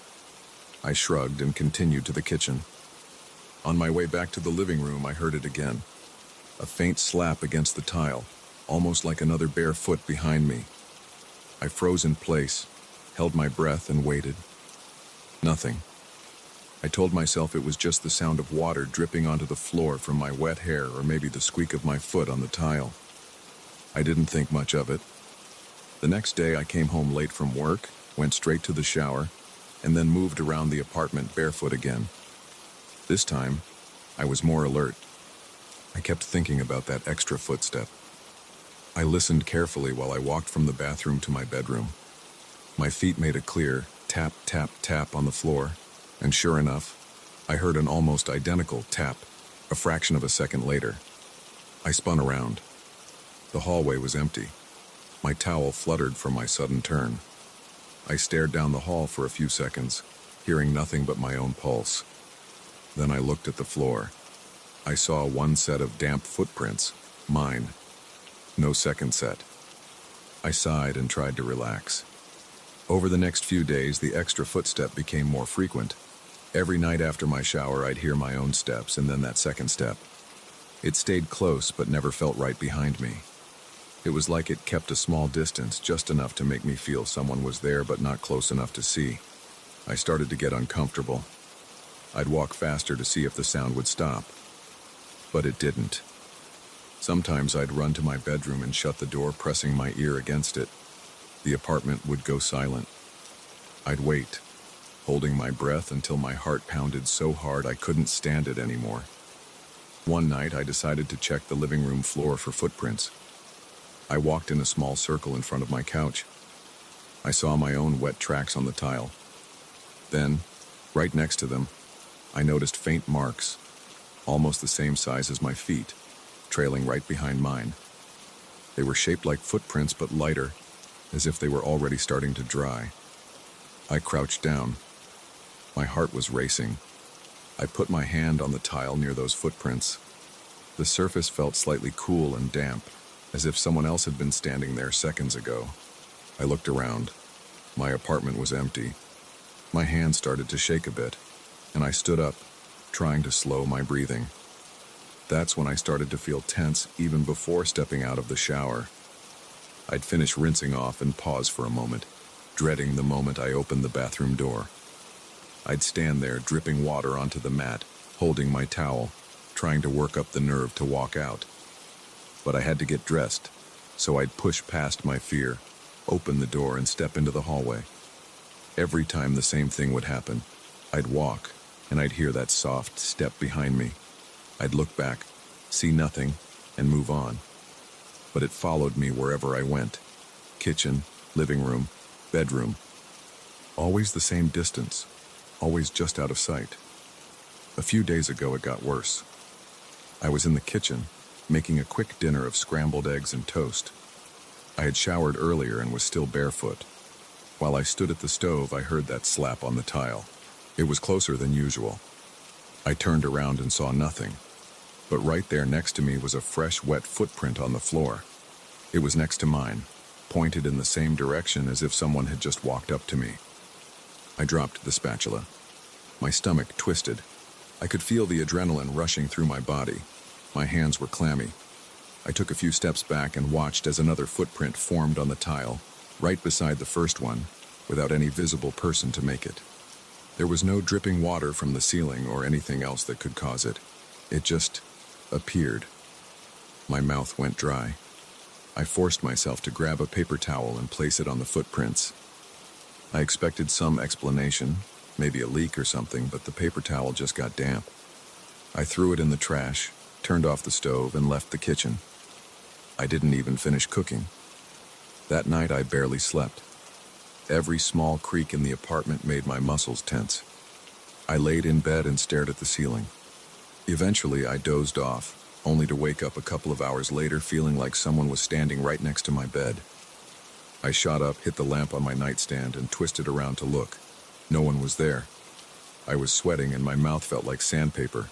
I tried to calm down and told myself I was imagining things. But deep down, I knew something odd was going on. The next morning I checked the apartment for any signs of water leaks or damage. I inspected every corner. Everything was normal. No pipes were broken. No damp spots on the ceiling or walls. The only place I saw anything strange was in the bathroom, where I found 2 sets of footprints in front of the sink.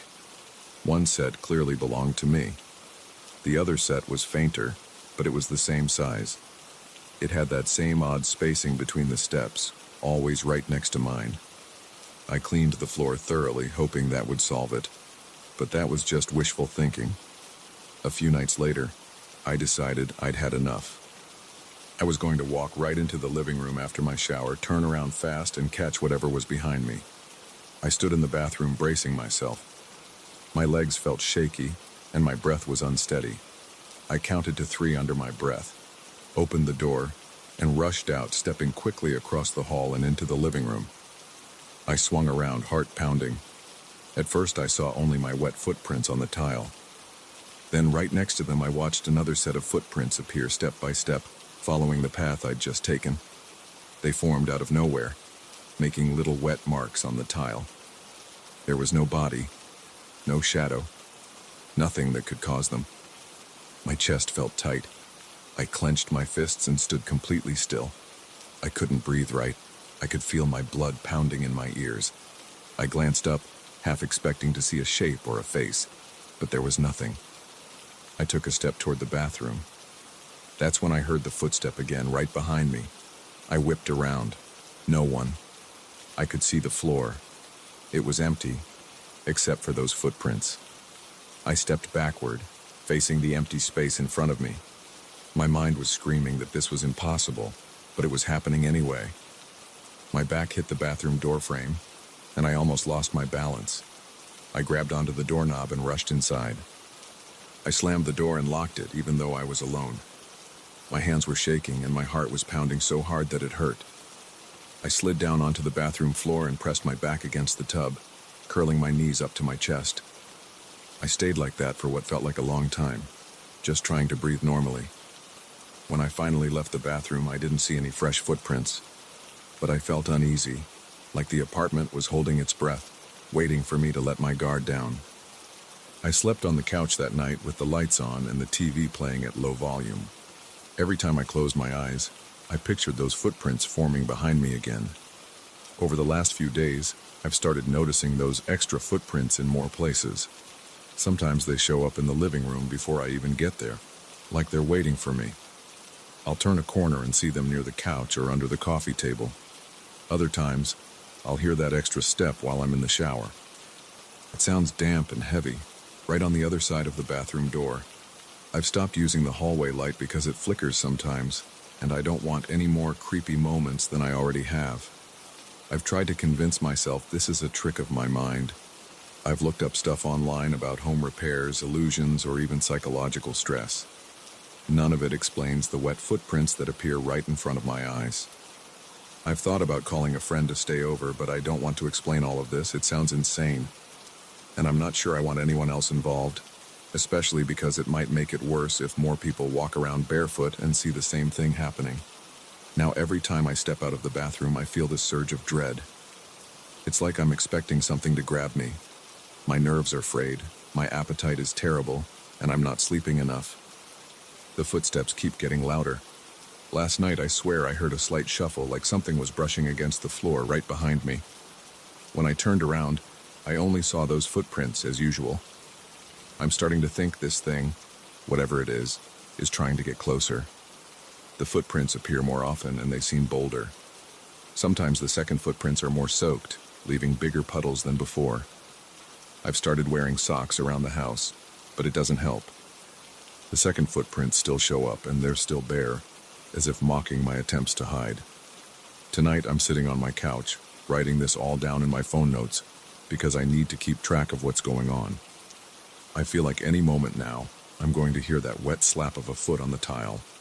My palms are sweating and my breathing is shallow. I keep glancing at the hallway, expecting to see a set of footprints forming on the floor. I can't help but imagine that if I suddenly turn around, I might see something standing there staring at me. I don't know if I'm ready for that.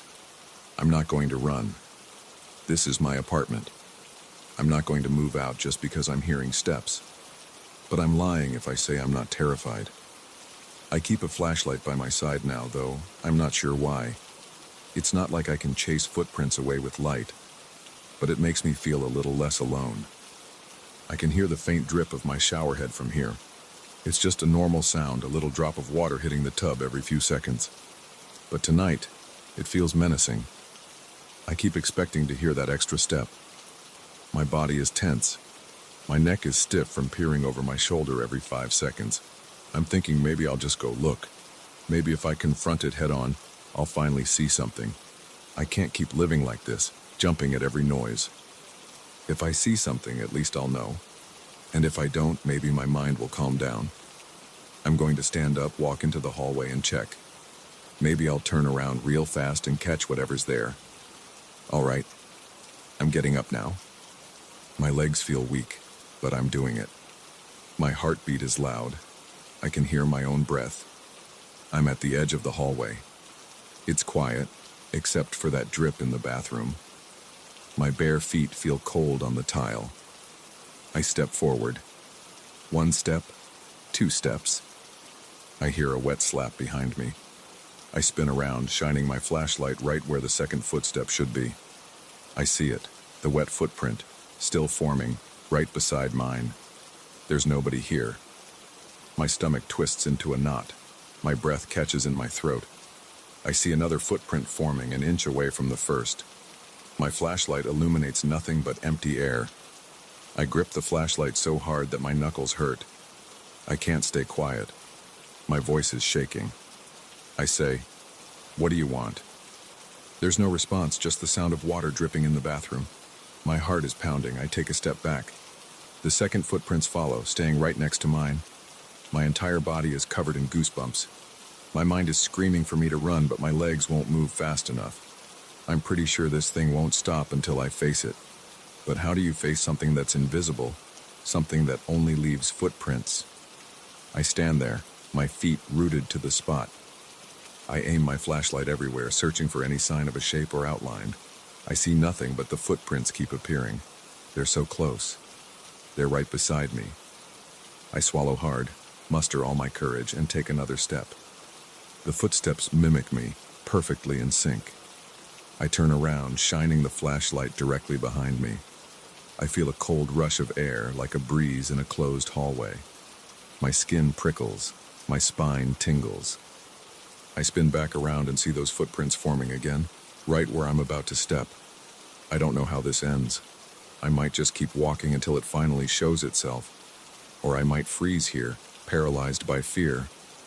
But I can't deny it anymore. I'm not alone in this apartment. Something is here, walking right beside me, copying every step I take, leaving wet footprints that no one else could make. And if I turn around fast enough, maybe I'll finally see it.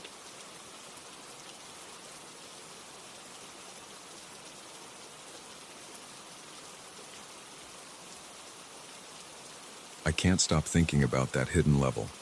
It's been stuck in my head ever since I first heard about it. The day I found out, I was talking with our building's caretaker in the lobby. He mentioned it like it was nothing, just some offhand comment about a sub-level that didn't show up on any official plans.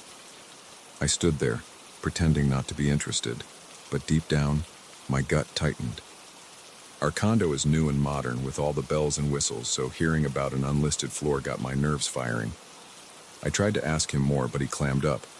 The look on his face told me there was something he didn't want me to know. I nodded, acted normal, and then spent weeks obsessing over it. I'm a methodical guy. When something nags at me, I don't stop until I get answers. I went through every blueprint the management office had. I compared them to the official permits. I spent late nights squatting near the basement elevator, listening for unusual mechanical sounds. I walked around the perimeter of the building, looking for vents or weird structures that might give away an extra basement. Most people probably would have let it go, but I couldn't. I felt like I needed to see it for myself. I needed to know if that caretaker was messing with me or if something was actually hidden beneath our feet. My first real break came when I discovered a locked metal door near the basement storage area. It wasn't unusual to see locked doors down there. They keep some of the utility stuff secure, but this one felt out of place. It was at the end of a narrow hallway lit by flickering fluorescent bulbs. Everyone else stored their old furniture or boxes in that area, so it was messy. But this door stood out because it had no sign or label. It had a small window, but it was blacked out from the inside. I checked it a few times on different days, always the same. Locked. No sign of use. I considered breaking into it. That might sound reckless, but I was desperate. Before I tried anything stupid, I noticed a smaller door next to it, half hidden behind a row of dusty shelves. That smaller door looked like a maintenance closet. I tested the handle. It turned easily, no resistance. Inside was a cramped space with tools, cleaning supplies, and a narrow flight of metal stairs leading downward. I stared at those stairs for a long minute. They looked older than the rest of the building's construction. The metal railing was chipped, and the steps were a bit rusty. It felt like stepping into another era. I flicked on the light switch on the wall. A single bulb glowed weakly, casting shadows across the steps. My heart was pounding. I told myself I'd only check it out for a second, so I went down. At first, it just looked like an extended maintenance area. The walls were concrete. I could see exposed pipes overhead. There was a faint dripping noise coming from somewhere, echoing in the narrow corridor. It smelled damp, like wet cement and stale air. My footsteps sounded too loud in that cramped space. I kept going until I reached another landing. That's when I saw a short corridor going forward, maybe 50 feet. It had a few bare light bulbs hanging from the ceiling. They were flickering like they were about to burn out. The corridor ended at a plain concrete wall. I stood there, scanning everything. The floor was smooth concrete. The ceiling had more exposed pipes and wires. The air felt heavier and it made me uneasy. I tried to figure out if this was just some leftover construction area. It looked too finished for that, though. The walls were plain, but they were sealed and even. This wasn't just a dirt crawl space, it was intentionally built. I felt a chill run across my arms. Part of me wanted to turn around and leave, but I had to see if there was more. I walked down that corridor, watching the lights flicker overhead. Each step seemed to get louder. My breathing felt too noticeable. About halfway down, I started to sense I wasn't alone. It's not like I heard footsteps or anything. It was more like an electric charge in the air. My spine stiffened and my scalp tingled. I stopped and looked ahead. At first, I didn't see anything. Then, as the lights flickered, I caught a glimpse of a figure. It was just a shadowy outline of a person, standing at the very end of the corridor. No movement, no sound. It felt like they were watching me. My heart hammered in my chest. I tightened my fists, unsure if I should call out or run. The flickering lights made it impossible to see any facial features. I only saw a dark silhouette like a statue. My throat was dry and I swallowed hard. Then I took a step forward. I wanted to see who it was. Maybe it was just the caretaker checking on something. Maybe I was hallucinating. I took another step, and that's when the lights blinked out for half a second. When they came back, the corridor ended in a cement wall, and the figure was gone. I stood there, stunned. There was nothing at the end of that corridor except a blank wall. I walked all the way up to it, put my hand on the rough surface. It was solid. There was no door, no sign of an opening. Yet 2 seconds earlier, I saw a person standing right there. My skin crawled. I felt sweat trickle down my back. I couldn't hear anyone running away or any door closing, it just vanished. I hurried out of there, climbed back up the stairs, and shut the maintenance closet behind me. My whole body was shaking. I tried to rationalize it. Maybe the lighting played tricks on me. Maybe I was on edge. But it didn't feel like a trick. It felt real. I locked myself in my apartment and tried to calm down. I didn't sleep well that night. Over the next few days, I couldn't focus on my usual life. At work, I stared at my computer without doing much. I kept picturing that corridor, those flickering lights, and that solid cement wall. I thought about telling someone, but who would believe me? Even if they did, I wasn't sure I wanted to share it. It felt personal, like it was my mystery to solve. The caretaker must have known something. One morning, I cornered him by the entrance when he was finishing his routine cleaning. I tried to keep my tone casual, but my pulse was racing. I mentioned the sublevel again, asked if there was any old construction or sealed-off areas in the building. He gave me a tight smile and said everything was in the official plans. I pressed him a bit more, asking if maybe there was a second sub-basement used for storage. His expression hardened.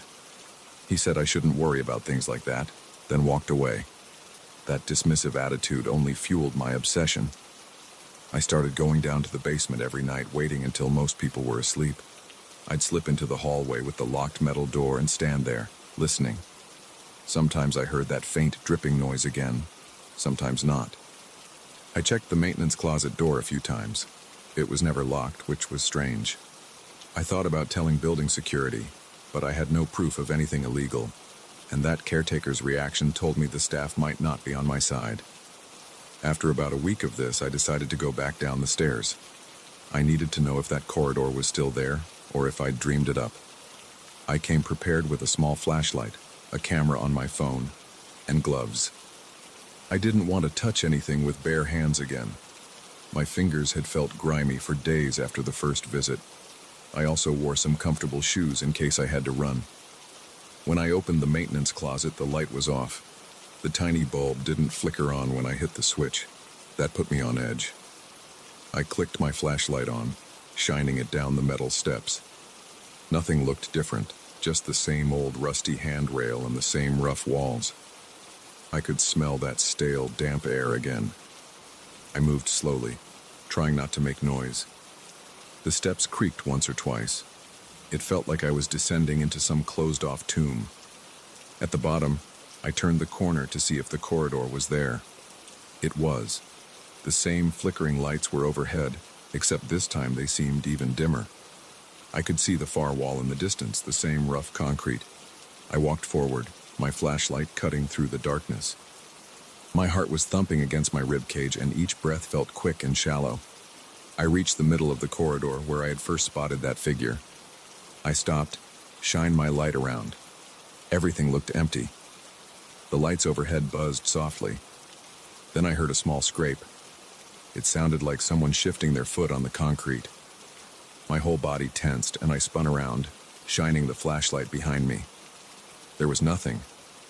I stayed still, straining to hear any other sound.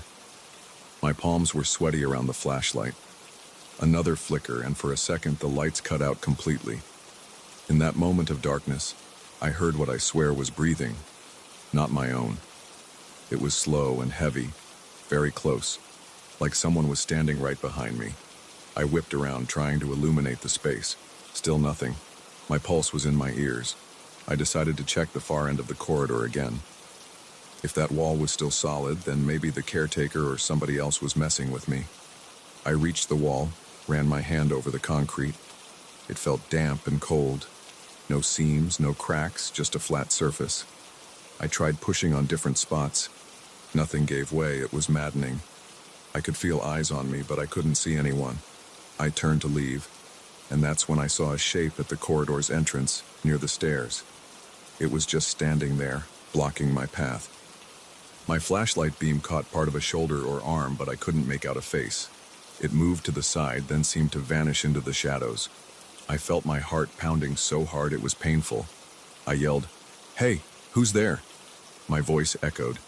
No answer. I wanted to run, but I was scared of running right into whoever was lurking there. I took slow steps back toward the stairs, keeping my flashlight in front of me. My hands were shaking. Every few seconds, the overhead lights flickered, making it harder to stay oriented. When I reached the spot where I'd seen the shape, it was empty. No one was there.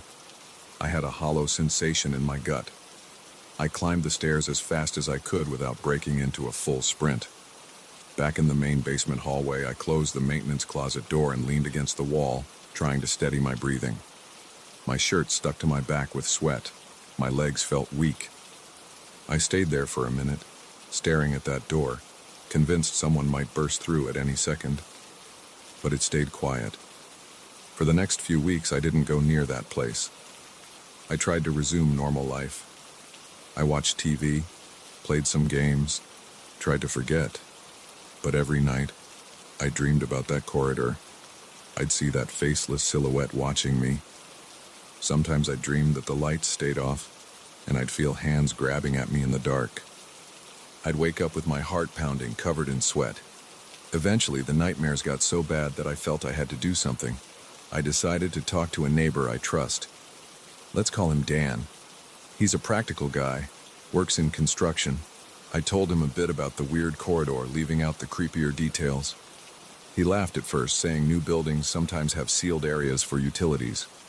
I tried to get him to come with me, but he was busy. He said if it bothered me that much, I should talk to management. That wasn't an option.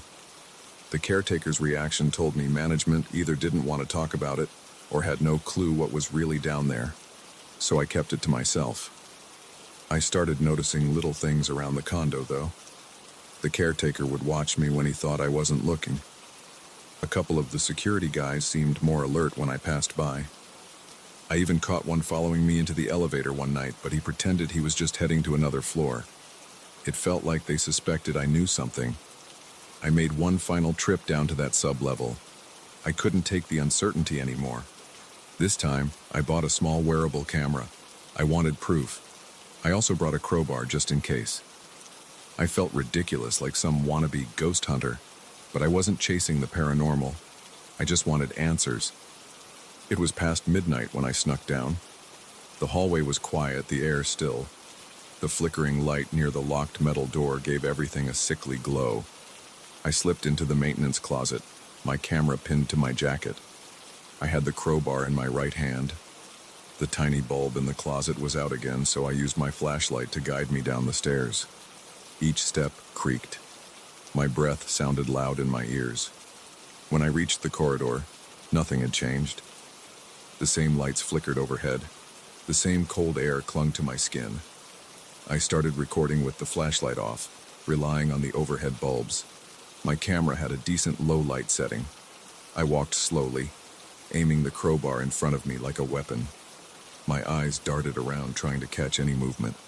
Halfway down, I heard a faint tap behind me. I spun around, shining my flashlight. Empty. My throat felt tight. I kept moving forward, inch by inch. I reached the end of the corridor again. The wall was solid, as always. I lifted the crowbar and struck the concrete. It made a dull clang. Dust shook loose, but the wall didn't crack. I tried a few more hits, with no real effect. Then the lights flickered wildly, plunging me into near darkness.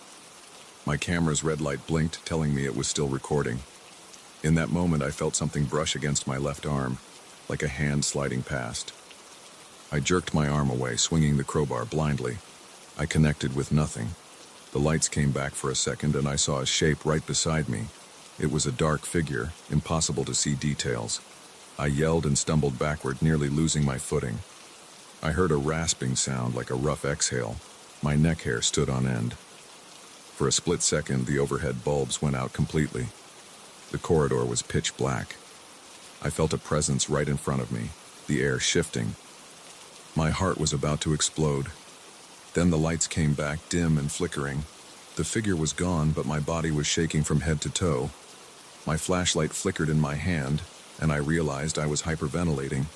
I backed away, walking sideways so I could keep the entire corridor in view.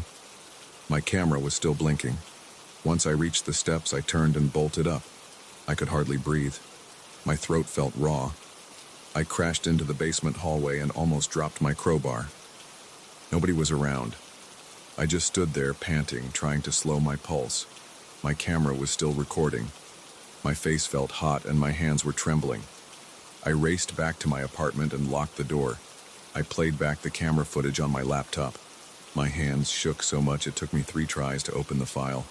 The corridor looked grainy and dark on the screen. I could hear my breathing. I could see the flickering lights. But each time I thought I saw movement, it was too quick or too dark to make out. I did see myself reacting, jumping around, shining the flashlight.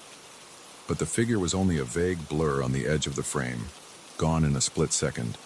There was no clear image of a person, no face, just an unnerving outline for half a second. I've replayed that footage dozens of times, trying to see more. It's not conclusive. Nobody would look at that clip and say, yes, that's a person. They'd say it's just a lighting glitch or my own shadow, but I know what I felt. I've never been so sure of anything. There was someone or something down there, and it doesn't want me wandering around. I still live in this building. I still see the caretaker in the lobby. He doesn't ask me about the sub-level, and I don't bring it up. Some nights I hear strange sounds through the vents, like a distant humming or a scraping noise. I try not to think about it. I haven't gone back down. I can't handle it anymore. My curiosity isn't strong enough to overcome the sheer dread I feel. Sometimes I wonder if I'll move out. It crosses my mind every time I get the elevator down to the basement to pick up a package or do laundry. I see the locked door at the end of the hallway and feel my stomach tense. But I haven't left yet. I guess a part of me still wants to see what's behind that wall, or who's standing in that corridor watching. Another part of me is terrified of what I might find. For now, I keep quiet. I still have the footage on my laptop, though I haven't shown it to anyone. It's my reminder that something is seriously off in this place. Maybe one day I'll find the courage to go down again, or maybe the caretaker will slip up and reveal more about what's hidden there. Until then, I live with the tension, the memories of that heavy stare, and the shape I saw in the darkness. I wish I could tell you there's a logical explanation. I wish I could say it was all in my head, but I felt a presence in that corridor, and I saw that figure vanish into thin air.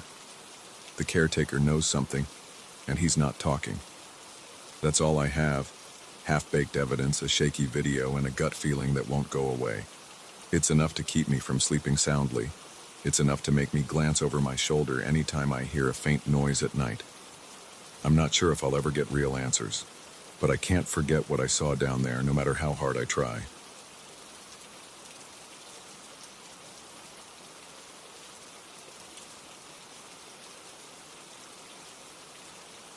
I remember the exact morning my neighbor ran out of his place like he was late for the most important event of his life.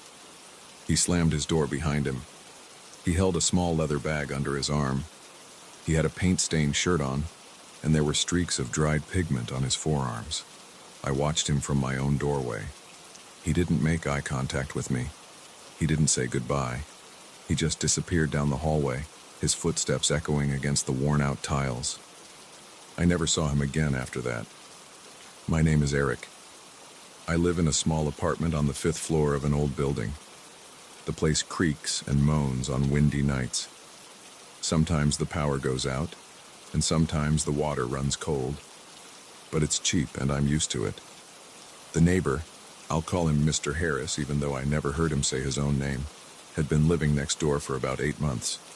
He rarely spoke. He nodded at me in the hallway sometimes. Other times, he kept his eyes on the ground and walked past quickly. I always knew he was some kind of artist because I'd catch glimpses of him carrying canvases or unwrapping brushes by the building's mailboxes. He never invited me in. I never asked. I figured it wasn't my business, but I had a curiosity about him. He moved like someone who saw things differently. I noticed his clothes were always stained with paint or charcoal. He didn't seem to mind it at all. So that morning, when he rushed out and didn't come back, I felt a little unsettled. For a day or two, I assumed he had gone on a trip or maybe to an art exhibit. But he never returned, and his door stayed unlocked. It bothered me. I couldn't ignore it. A few days later, late at night, I saw something through his window. The building's layout is a bit strange, and from the side window in my living room I can see part of his apartment if his curtains aren't drawn. That night his curtains were half open. I noticed a large canvas in his living room area, bigger than any I'd seen him carry before. It was propped up on an easel. The painting looked unfinished, but the colors were dark. I squinted, trying to see details. I could make out a shape, something like a robed figure or a person wearing a hood, standing against a night sky. It gave me a weird feeling, like I was intruding on something private. The next morning I walked by his door. It was unlocked. I paused with my hand hovering near the doorknob. I felt my heart start to pound. I told myself I was just concerned. What if something happened to him? What if he was hurt or missing? I stepped inside. I noticed the faint smell of paint and something like turpentine. The place was quiet. No one was there. His apartment looked ordinary enough, except for the large studio space in the living room. There were drop cloths spread across the floor. There were tubes of oil paint and dirty brushes scattered around. A wooden stand in the corner held a few half-used bottles of linseed oil and a couple of sketchbooks. The big canvas I'd seen through the window was right in front of me now. The painting showed a dark forest scene at night, with a single figure wearing a hooded cloak in the center. The figure stood near a barren tree. It looked almost like it was leaning forward, but there was no face visible. It was just shadows under that hood. The edges of the canvas were unpainted. The figure lacked detail in the hands and the lower half of the body. The background was mostly shades of deep blue and black. The brush strokes were thick and uneven, like someone had been working fast or working under pressure. The paint on the palette was still wet. The brushes on the table looked like they'd been dropped there in a hurry. I touched one of them. It was damp with oil paint. I felt uneasy. I wondered why Mr. Harris would leave such a big project unfinished. The painting looked important, like it was meant to be his grand piece. Yet he was gone. I looked around for any signs of him. I checked the small kitchen. Plates and cups sat on the counter, unwashed. The bathroom light was off and everything looked normal in there. His bedroom door was open, but there wasn't much to see. A bare mattress, a pile of clothes, a single lamp on the floor. Then I returned to the living room and stood in front of the painting again. My pulse was a little high. I heard my own breathing. I didn't like the way the hooded figure seemed to stare at me, even though it didn't have eyes. I reached out and touched the corner of the canvas with my fingertips. The paint was sticky. It left a smudge of deep blue on my skin. I left the apartment and locked it from inside. I felt weird doing that, but I didn't want someone else wandering in. I kept his key from the inside lock, which felt wrong, but I didn't see any other option. I told myself I'd keep it safe until Mr. Harris returned. That night, I made myself a simple dinner. I tried to distract myself by watching some old action movie on TV. My thoughts kept drifting to that painting and the hooded figure. I felt a tightness in my chest. I tried to tell myself I was overreacting. But at around midnight, I turned off my lights and got ready for bed. Then I saw a faint glow through my living room window. I stopped moving. I noticed the light coming from Mr. Harris's apartment. It was a soft glow, like a single lamp. I thought maybe he had come back, but that didn't make sense. Why wouldn't he knock on my door? He had no reason to hide from me. I peeked through the window. From the angle of my view, I couldn't see the entire living room, only part of it. But I could definitely see the easel. The light source seemed to be in that area. I watched for a minute. My heart started to race again. I heard a faint sound that reminded me of bristles on canvas. It was that soft, rhythmic scrape of a brush against wet paint. I felt sweat on my forehead.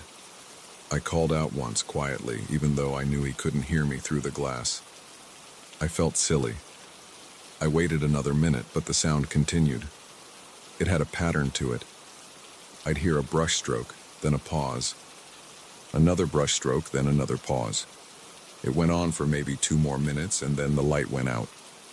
The next morning, I tried to brush it off as my imagination, but part of me wanted to see if the painting had changed. I used the key I'd taken, which I still felt guilty about, and slipped back into his apartment. Everything looked the same at first. I walked up to the easel, and my stomach sank. The figure in the painting had changed. It had more detail around the hood. There were traces of shading where the face would be, but it still looked hidden.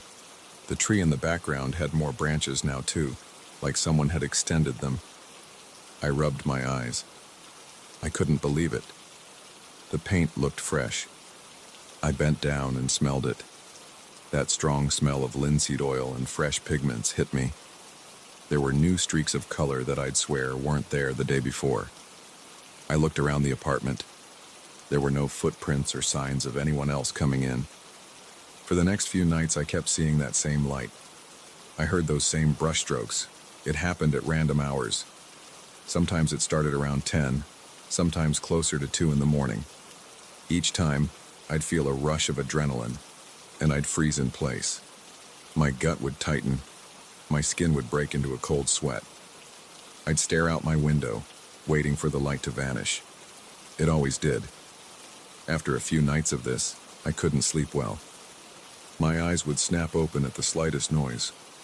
My arms felt weak and my stomach churned whenever I thought about that painting. On the 5th night, I tried to stay awake on purpose, hoping I'd catch whoever was sneaking into Mr. Harris's place. I sat in my living room with the lights off, staring through the window. Around midnight, the light in Mr. Harris's place flicked on. I saw a faint silhouette moving around. It looked like a person standing at the easel. I couldn't make out distinct features, but it had a shape like a tall figure leaning over the canvas. Then I heard the brush again.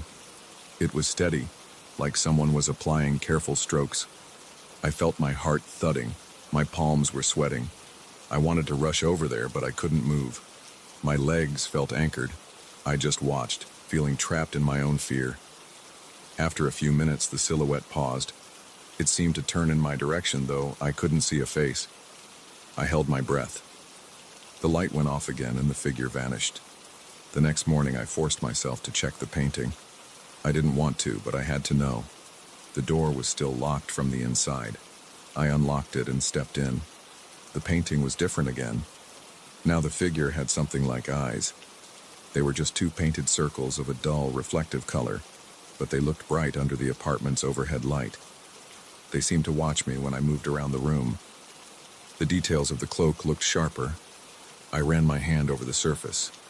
The paint felt wet in certain spots. I stood there, shaking a bit, trying to piece things together. There was no sign of Mr. Harris. His clothes still lay in the same pile in his bedroom. Nothing else in the apartment looked touched. Only that painting had changed. That's when I realized I wasn't just uncomfortable. I was scared. My chest felt tight, and I had trouble swallowing. I left the apartment and locked it again. I tried to go about my day, but I couldn't focus on anything. My thoughts kept jumping back to that canvas, those new brush strokes, and those eyes. I went to a cafe to clear my head. I stared at my coffee cup, feeling the heat against my palms. People around me chatted, laughed, went about their business. I felt disconnected. That night, I decided to record everything with my phone. I set up my phone on a tripod near my window, pointing it directly at Mr. Harris's apartment. I sat in the dark, waiting for the light to appear. Around 1 a.m., it happened. The lamp, or whatever it was, flicked on, and I saw a shadowy figure working on the painting. I tried to zoom in with my phone, but the figure's details were blurry. I felt my entire body tense. I had a slow, crawling sensation on the back of my neck, like I was being watched.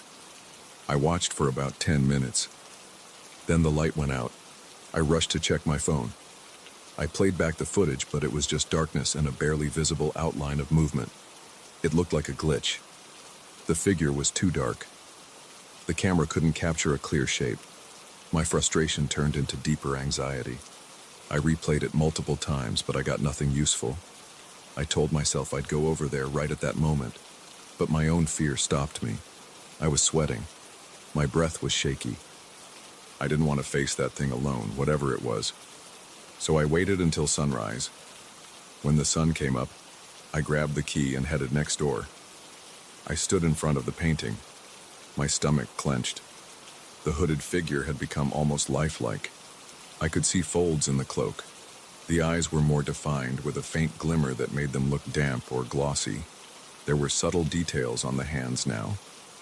They were long, with fingers slightly curled, though still somewhat blended with the background. The tree behind the figure had more branches, and they twisted in unnatural angles that made me feel queasy just looking at them. I heard a slight creak from somewhere in the apartment. I spun around, heart pounding. No one was there. I touched the painting. It was wet again. My fingers came away smeared with a dark color, maybe black or a very deep purple. I noticed fresh brushstrokes on the easel frame, like someone had rested their brush against it. I stood there, hearing my pulse in my ears. I decided I had to do something. I couldn't just let this keep happening. So I grabbed a sheet from the couch and threw it over the painting, covering it. I tried to calm down. My breath was shallow, and I had to force myself to breathe more slowly. Back in my apartment, I felt a slight relief at first, like covering the painting would stop whatever was going on. But that night, the light appeared again. It was bright, as if someone had turned on every lamp in the room. I heard an even louder sound, like a brush hitting canvas in strong, fast strokes. I looked through the window. The sheet I'd thrown over the painting was lying on the floor, crumpled. I paced around my living room. My shoulders were tense. My feet were restless. I thought about calling the police, but what would I say? That a ghost was painting next door? That my missing neighbor's artwork was finishing itself? I sat on my couch, hands clenched into fists, waiting for something else to happen. When I finally looked through the window again, the light was off. I stayed up until dawn. Then I went back next door, almost shaking with fear. The painting was uncovered, and now the figure had clear outlines for a face. I couldn't see features like a nose or mouth, but the skin tones were there, shading in the cheeks and forehead. The eyes looked wide, as if they'd been staring at something terrifying. They had a glossy finish that seemed to catch the morning light in a strange way. My throat tightened. I thought about taking the painting out of the apartment. Maybe I could hide it in the basement or trash it. But I remembered the instructions on the building's lease about disposing of large items. Also, a wave of nausea hit me when I imagined handling that canvas alone. My arms felt weak. I felt dizzy. At that point, I started hearing faint noises even during the day. A brush tapping against something, a quiet shuffle of footsteps on the drop cloth. Each time I heard it, I'd freeze. My heart would hammer in my chest. I'd stand there, listening. Then I'd force myself to move around, to check if it was coming from outside. But every time I'd find nothing, my paranoia grew. I stopped going to work. I made excuses over the phone. My boss seemed annoyed, but I couldn't think straight. I stayed in my apartment, trying to watch the neighbor's place at all hours. Sometimes I'd see the light flash for just a second, then go dark. Sometimes I'd catch a brief glimpse of that shape inside. It was always near the easel. The painting kept getting more detailed each day. The hood was now lined with a silver trim. The figure's hands looked almost real. The tree had small details in the bark, and the background had new elements like distant lights or stars. I'd find myself standing in front of it, chest tight, breath shaky, staring at how the image expanded. My biggest fear now is that it will be finished soon. I have this creeping sense that once the painting is complete, something will come out of it, or something will emerge in the apartment. I don't have any grand explanation or poetic way to put it. I just feel it in my body. My arms tense up when I think about it. My mouth goes dry. My head hurts. I've been trying to pull myself together long enough to decide what to do. Part of me wants to destroy the painting, rip it apart. Part of me is afraid that will make things worse. My mind starts racing with questions. What if it's the only thing holding something back? What if I'm unleashing something by touching it? Then I think I sound crazy, but every night those lights come back. I hear the brush. I see the strokes. The figure gets more defined, and I can't seem to do anything about it. I'm sitting at my small kitchen table now, writing this down on a notepad before I type it up later, because my hands are shaking and I need to focus. Every so often I look out my living room window. It's dark in Mr. Harris's place right now, but I'm waiting for that glow. My stomach is knotted. I'm sweating even though it's cold in here. If the figure in that painting gains a full face, I don't know what will happen. I don't know if I'll be able to live here anymore. I don't know if I'll see Mr. Harris again. At this point, I don't even want to. I just want the noises to stop, and I want that image to stay incomplete. Because if it doesn't, I have this crawling fear that something a lot worse is going to take form. And I can't handle that thought right now. So I'm waiting. I'm waiting to see if tonight is the night that painting finishes itself. And I'm terrified. I can't stop looking through the window, and I can't bring myself to walk away.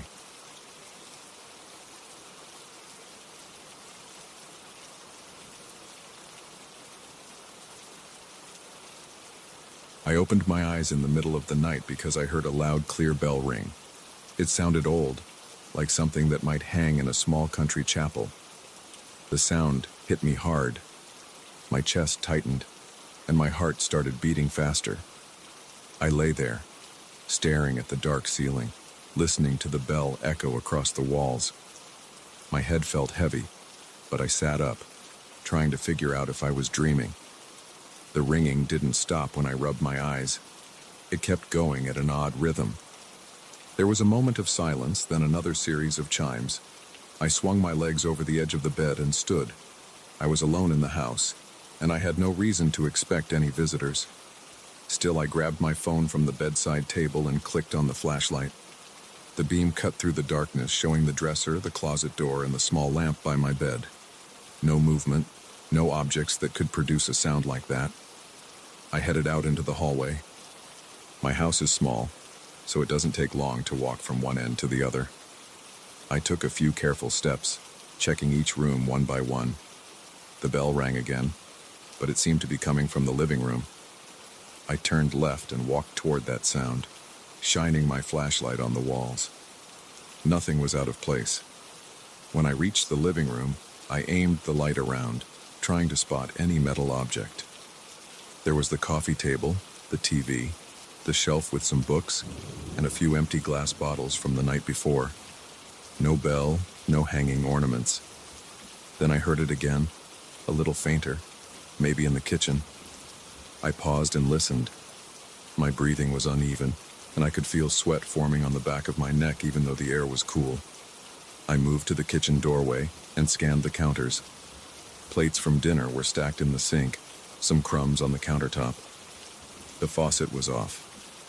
My fridge hummed quietly, but that wasn't the sound. The bell chimed once more, this time from the direction of my bedroom, or so it seemed. It didn't make sense. I had just been in there. The echo was confusing. I walked back, checking corners with my flashlight. Each time I reached the spot where I thought the bell would be, it seemed to shift to another room. After about 15 minutes of this, I started getting frustrated. My mouth felt dry, and I realized I was panting a little, like I had been running. My stomach churned. I thought about going outside to see if maybe it was coming from the street or a neighbor's yard. But before I could do that, the ringing stopped altogether. The house went quiet. So quiet that I could hear my own heartbeat. I stood in the hallway, feeling my pulse throb in my temples. I took a breath and decided to check on my bedroom once more. There was a sense of relief that it was over, but my body felt tight, like I was preparing for something else to happen. I walked down the hallway, opened the bedroom door, and aimed the flashlight at the walls. That's when I saw them. Marks on the walls, large circles with a patchy orange color. They looked like rust or old metal residue. I blinked, trying to recall if I had ever noticed them. I was pretty sure they weren't there before. I stepped closer, rubbing my finger on one of the circles. A flaky substance came off, leaving a faint stain on my skin. I stared at my finger, then looked up at the ceiling. More circles were up there, spaced out, as if something round had been touching the surface. I ran my palm over my arm, trying to push away the goosebumps. I felt my stomach twist. I checked the rest of the room. The bed looked the same as usual. The closet door was shut. The windows were locked. But these circle marks were unsettling. They didn't look like regular stains or mold. They looked intentional, as if pressed onto the surface with some force. I felt my eyes darting around, hoping to see anything that would explain it. But there was nothing obvious to blame. The idea of that bell still buzzed in my head. I tried to calm myself by taking a few steady breaths. I told myself I'd check the time. It was a little after 3 in the morning. I tried to get some rest after that, but I kept glancing at the walls. The circles seemed more noticeable every time I looked at them. Eventually, exhaustion took over, and I dozed off. When I woke again, it was late morning, and daylight was creeping through the blinds. The first thing I did was check the walls. The circles were still there, but in the sunlight they looked less shocking, almost faded. I touched them again, but nothing came off this time. I went about my day in a distracted way. I had a quick breakfast, turned on the TV for background noise, and kept thinking about the sound of that bell. By noon, I felt silly. There was no bell in the house, and I'd never kept anything that could produce such a strong ringing. I considered that maybe I was half asleep and imagined it, but the circles in my room were real. I even looked around the rest of the house for similar marks. I found a few on the hallway walls, small and faint, but clearly the same shape. I opened the closets, checked under furniture, even peeked into the attic. Nothing turned up. That night I had trouble falling asleep. I stayed up watching TV shows, letting the noise distract me from the memory of the bell. Around midnight, the place was quiet, and I felt my eyes getting heavy. I turned off the lights in the living room and walked to my bedroom. Right when I set foot inside, I heard that same bell again. A single, sharp ring that sent a jolt through my body. I froze. My heart pounded. I listened, waiting for another ring. It came a few seconds later, echoing in the hallway. I stepped back into the hall, my legs shaky, my hands clenched, but I couldn't see anything. The darkness felt thick. I turned on the hallway light. The bulb buzzed as it lit up. I looked at the walls. More circles. They were scattered across the hallway, bigger than before, darker. The orange-brown color looked fresh, like newly exposed rust. I walked up to one circle and placed my hand on it. The surface felt rough. I pulled my hand away and saw rust-colored flakes on my palm. I felt my breath catch in my throat. I wiped my hand on my pants and stepped backward, not sure what to do. The bell rang again, twice, from the living room. I turned my head in that direction, trying to steady my thoughts.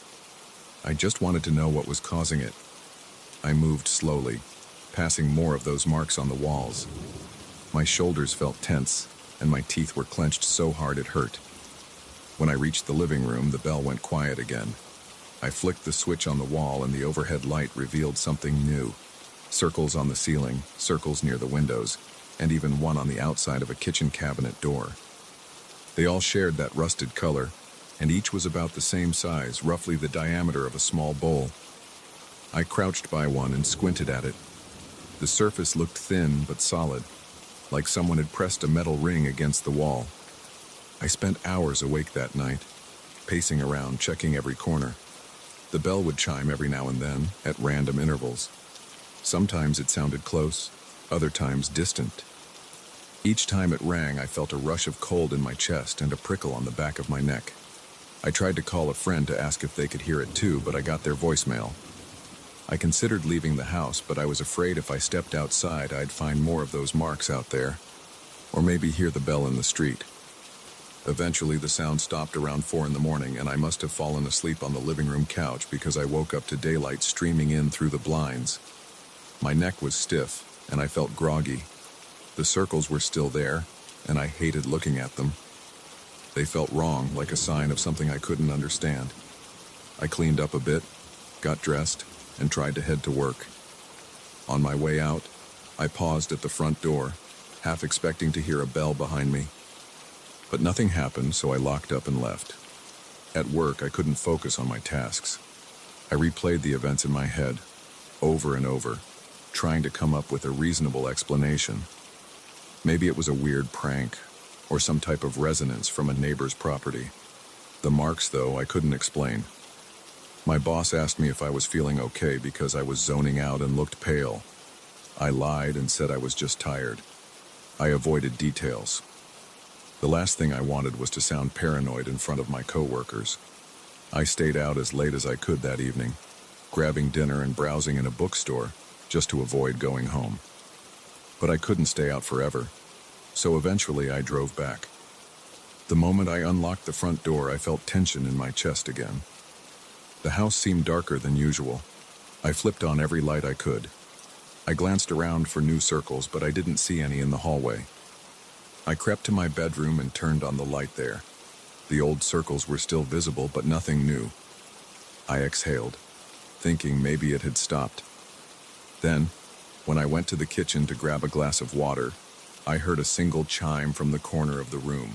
It wasn't loud, but it made me jump. I dropped my glass and it shattered on the floor, water splashing everywhere.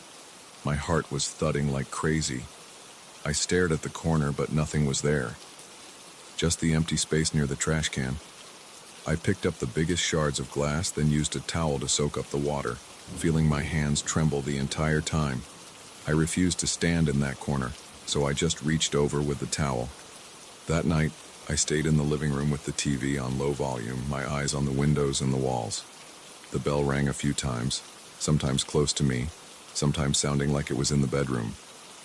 Each time I heard it, my mouth went dry and my pulse pounded in my neck.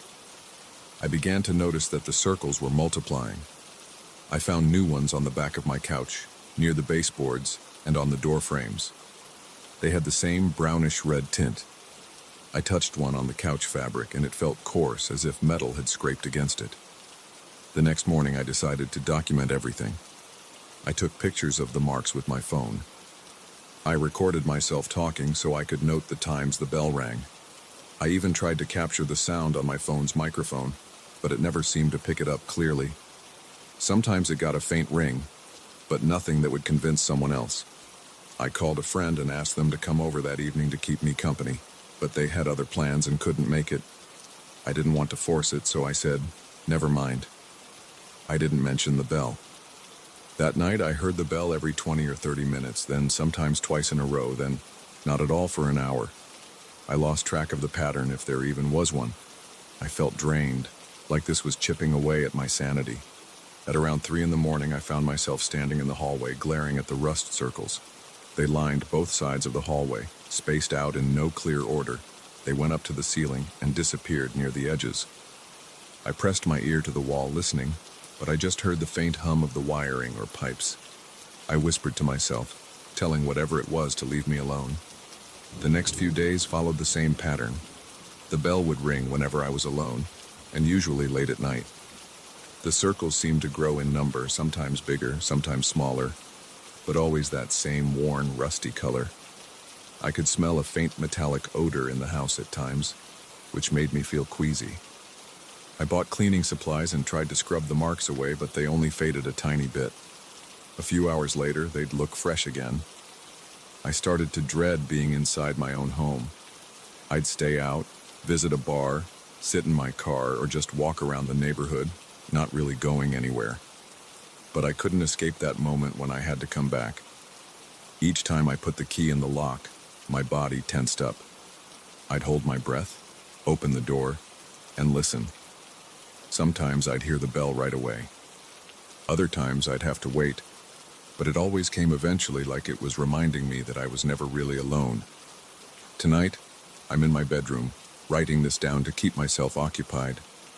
The marks are all around me, on the ceiling, on the walls, near the floor. My lamp is on, but it doesn't brighten the place much. The house is silent except for the faint buzz of electricity. My heart rate is fast and I can't relax. My back feels stiff. My shoulders ache. I keep looking at the door, expecting the bell to ring outside in the hallway. My phone is next to me, but I'm not sure who to call. I can't invite anyone over this late, and I doubt they'd understand. Even if they came, would they hear the bell? Would they see the circles spread across the house? Every so often, I get up and stand in the middle of the room, just waiting. My legs feel weak. My hands are clammy. I keep swallowing, trying to get rid of that lump in my throat. The memory of that first night won't leave me. I can still feel the weight of confusion I had when I walked from room to room, chasing a sound that moved faster than I could. I remember the shock of finding those marks on my walls, not knowing how they got there. I just heard a muffled chime coming from the living room, so I'm going to go check. My stomach is in knots. I wish I could ignore it, but that's almost impossible. I have to look, even though I know I won't find anything. Because if I don't look, I'll just sit here staring at the door, feeling the sweat roll down my temple. I'll start imagining shapes in the shadows, and that's somehow worse. I'm not sure how much longer I can live like this, waiting for that bell to reveal itself. The tension in my head feels constant, and I've been getting headaches. Every time I close my eyes, I see those rust-colored circles in the darkness. Whenever I'm alone, I hear that old bell ring. It never follows a normal schedule. It's never something I can predict. It just happens, and I feel my body react in the same way every time. A jerk of surprise, a surge of dread, and then a cold sweat. I'm going to stand up now and walk into the living room. If the bell rings again, I'll try to record it. My phone is charged, and I'll set it to video. I want proof for myself. Maybe if I see nothing on the footage, it'll give me a clue. Or maybe it'll just confirm that I'm stuck in this house, with something that keeps announcing its presence. Sometimes I wonder if, one day, I'll turn around and see the bell itself, rusted and worn, floating in the middle of the room. But I don't let that thought go too far, because my chest tightens even more, and my breathing gets too quick. For now, I can only keep moving, keep my eyes open, and wait for the next ring. The house is quiet as I walk. My footsteps sound too loud on the floor. The bell hasn't chimed again yet, but I can feel that tightness, like it's about to. I glance at the walls, at the circles. They seem fresh again, bright orange at the edges. I step forward, phone in my hand, and I wait. I'm waiting to see what happens next, and part of me hopes it never comes. But I know it will. It always does. And when it does, I'll be here alone, with only the echo of that rusted sound to keep me company.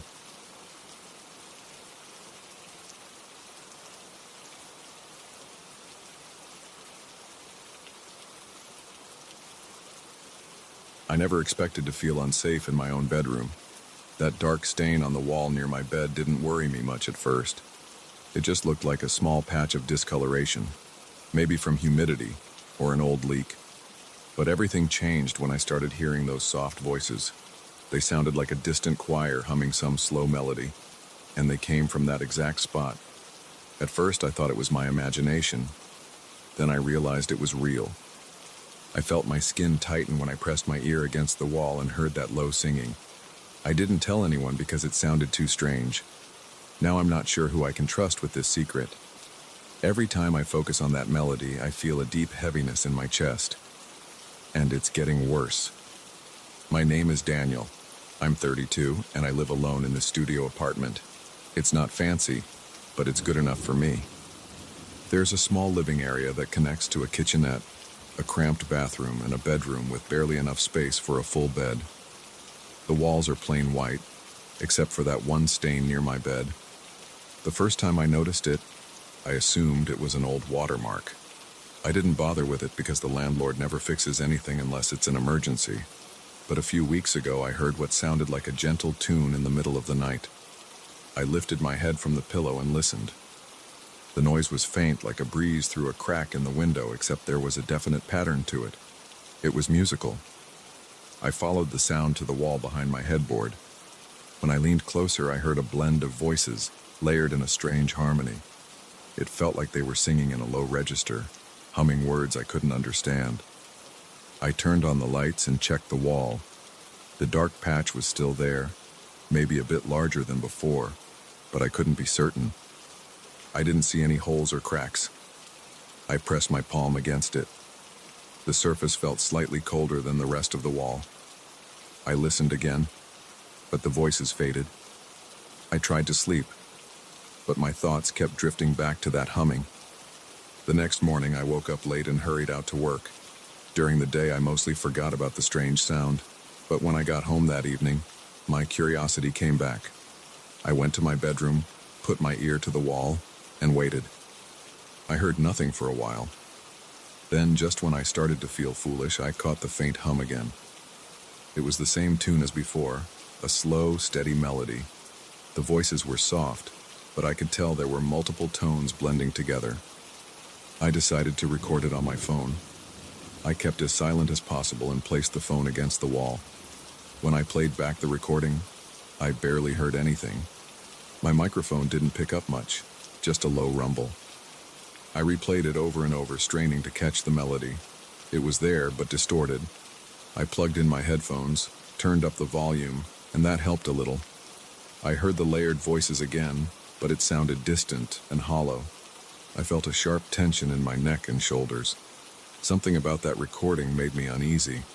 I tried to ignore it. For the next couple of days, I went about my routine. I work in tech support for a small company, and it's not stressful, but it's repetitive. I often feel drained by the end of the day, and I just watch TV or read. But the stain kept getting my attention, especially at night. I noticed that whenever I listened to that humming for too long, my heart would pound harder. I wasn't sure if it was fear or just a stress response. I also started noticing that the stain looked different at certain times. One night I was sure I saw it ripple when the humming grew louder. I was so startled that I jumped away from the wall. My breathing got fast, and I had to leave the room for a while. I started writing down bits of the melody when I could. I tried to capture the notes in a small notebook. I'm not a musician, but I know enough to write approximate pitches. It was rough, and I couldn't always separate the layers, but I did my best. Sometimes I'd hum a fragment out loud to see if I was getting it right. I noticed that whenever I did that, my chest felt tight, like I couldn't get a full breath. I also felt a strange stirring in my stomach.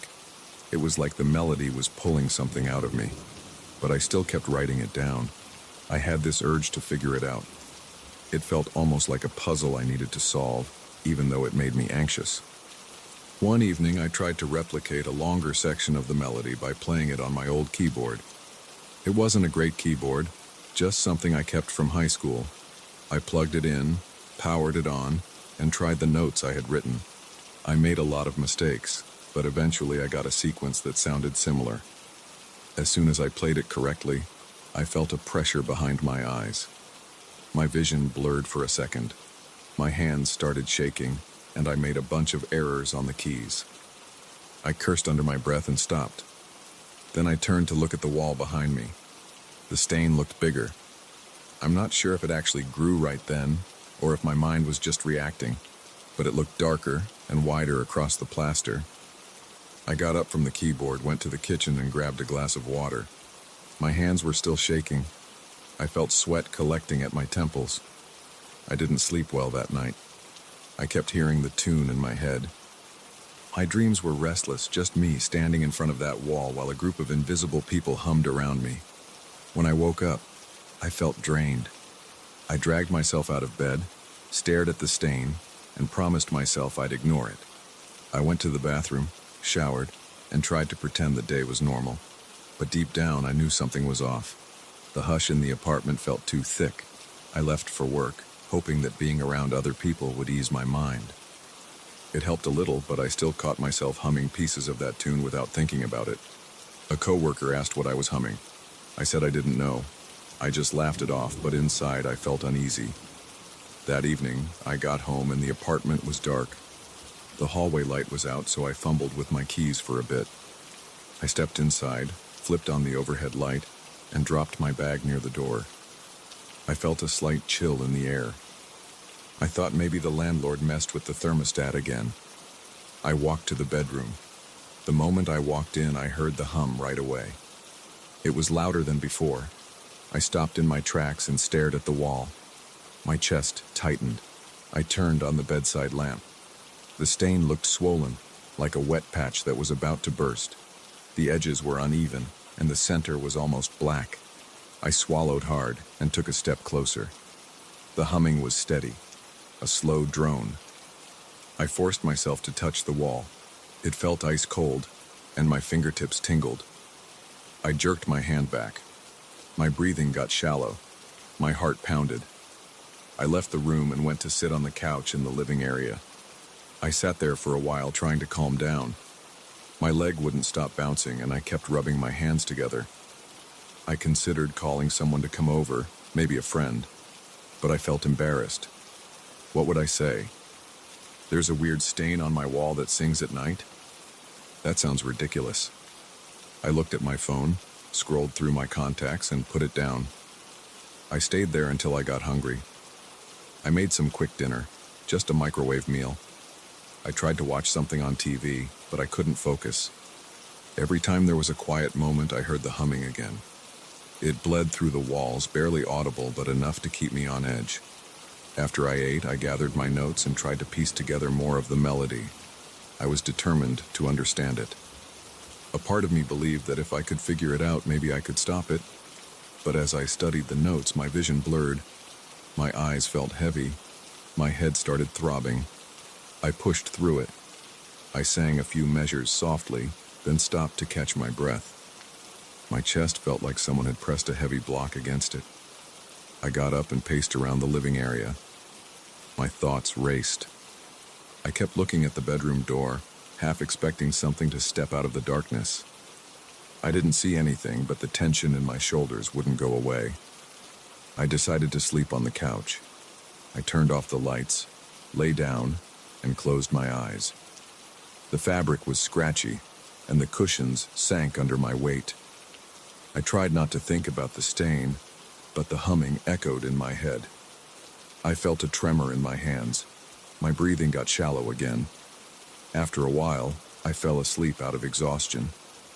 I woke up a few hours later in a sweat. The humming was louder than ever. I shot up and checked my phone. It was around 3 in the morning. My heart raced. I walked to the bedroom door. The humming didn't fade. I stepped inside. The stain looked like it was pulsing. I turned on the light. There was a slight vibration under my feet. I tried to keep my hand steady as I touched the wall. It was cold, but felt like it was moving under my palm. I felt nauseous. I backed away and sat on the bed. I stared at that stain, not sure what to do. I thought about painting over it, but that didn't feel like it would solve anything. The melody changed a little. It rose in pitch, then went back down. I covered my ears, but that didn't stop the sound. I felt this urgent panic in my chest. My breathing got ragged. My pulse hammered so hard that I worried I'd faint. I kept thinking something was going to come through that wall. I ran out of the room and grabbed my phone off the couch. I wanted to call the landlord, but it was 3 in the morning. He wouldn't answer. I paced around the kitchen, feeling lost. The humming vibrated through the entire apartment now. I thought about leaving, but where would I go? I had work the next day, and I didn't have money for a hotel. I tried to calm myself. I splashed cold water on my face in the bathroom. I looked at myself in the mirror. I looked pale, with dark circles under my eyes. My hair was a mess. My shirt was sticking to my back with sweat. I took deep breaths and forced myself to go back to the bedroom. I sat on the bed again and tried to focus on the physical space. My nightstand was cluttered with old receipts and a lamp. My bedspread was wrinkled, and a pair of socks lay on the floor. The overhead light was dim. I could see dust on the edges of the baseboard. The stain was still there, dark and wet-looking. The humming was constant now. I felt trapped by it. My head started throbbing again. My pulse was in my ears. I opened my notebook and looked at the melody I had written. I started to see patterns in the notes. It was like a code. I tried to hum the full sequence. A twisting pain spread through my chest. I clenched my jaw and kept going. My forehead was damp with sweat. The stain seemed to shift, like the edges were curling in. I coughed and nearly dropped the notebook. My lungs felt tight. I stopped humming and gasped for air. My vision spun. I laid down on the bed for a few minutes. The humming died down slightly, but it didn't stop. My mind raced. I realized the more of the melody I pieced together, the stronger the stain became. It felt like the apartment itself was reacting to the music. I wiped my forehead with the back of my hand. I felt clammy. I decided that I had to stop. I couldn't keep searching for those notes. I couldn't let myself learn the entire song. If I did, I was sure something would force its way out of the wall. The thought of that made my stomach lurch. I rolled onto my side and tried to block out the sound. I think I drifted off to sleep again, because the next thing I knew, my phone alarm was ringing. In the morning, I got up and rushed to take a shower. I felt stiff, my neck hurt. I tried to block out the memory of the night. The bedroom was quiet now. The stain was still there, but it seemed smaller in the daylight. I told myself to go to work and act normal. That's what I did. I worked my shift, tried to concentrate, but my thoughts kept going back to the stain. I dreaded going home, but I had no other place to go. After work, I lingered around the office, checking emails I didn't care about. I ate a sandwich at a nearby cafe. Eventually, I had to leave. When I got home, I stood outside my door for a minute. The hallway light was still out, so I fumbled with my keys again.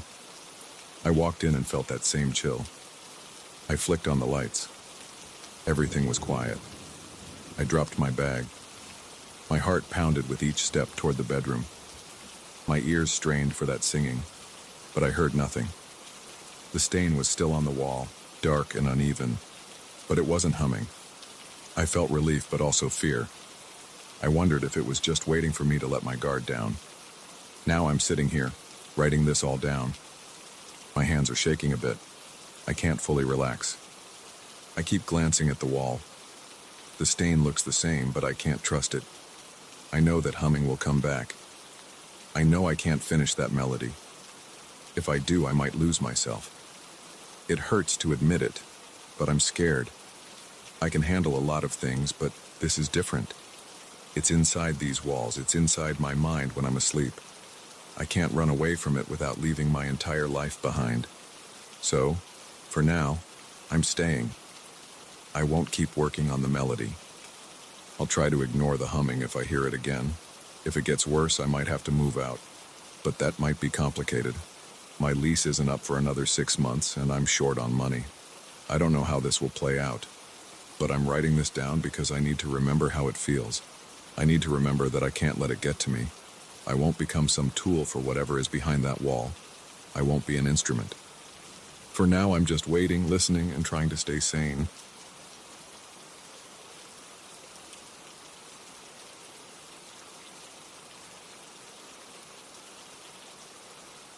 I moved into this apartment a few months ago because the rent was lower than most places in the area. The layout seemed ordinary enough, except for one strange detail. There's a long corridor lined with mirrors on both sides. When I first walked through it, I thought it looked like a fun house. The mirrors go from floor to ceiling, and they're placed in such a way that my reflection repeats over and over as I move. I remember feeling a bit uneasy, but I told myself it was just an odd design choice. I signed the lease thinking I'd get used to it. The first few weeks I barely noticed the mirrors. I worked late hours, so I usually got home exhausted. I'd walk through the corridor without paying much attention, then collapse on my bed.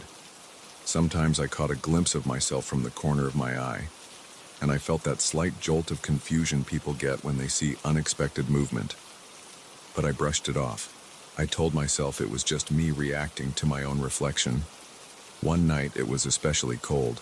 The heating in the building can be erratic, and I remember feeling a chill on my skin as I took off my jacket. I tossed it onto the couch in the living room, then walked toward my bedroom. That's when I noticed the mirrors looked foggy. At first I thought maybe I was breathing out warm air, but I wasn't. I held my breath and looked closely. All of them had a thin layer of mist at the same time. There was no shower running, no boiling pot on the stove, no open windows letting in humid air. I stood there, staring at the mirrors, trying to figure out what was causing this fog. Then I saw some faint shapes in the haze. They looked like simple markings at first, but the edges were too defined to be random smudges. I stepped closer.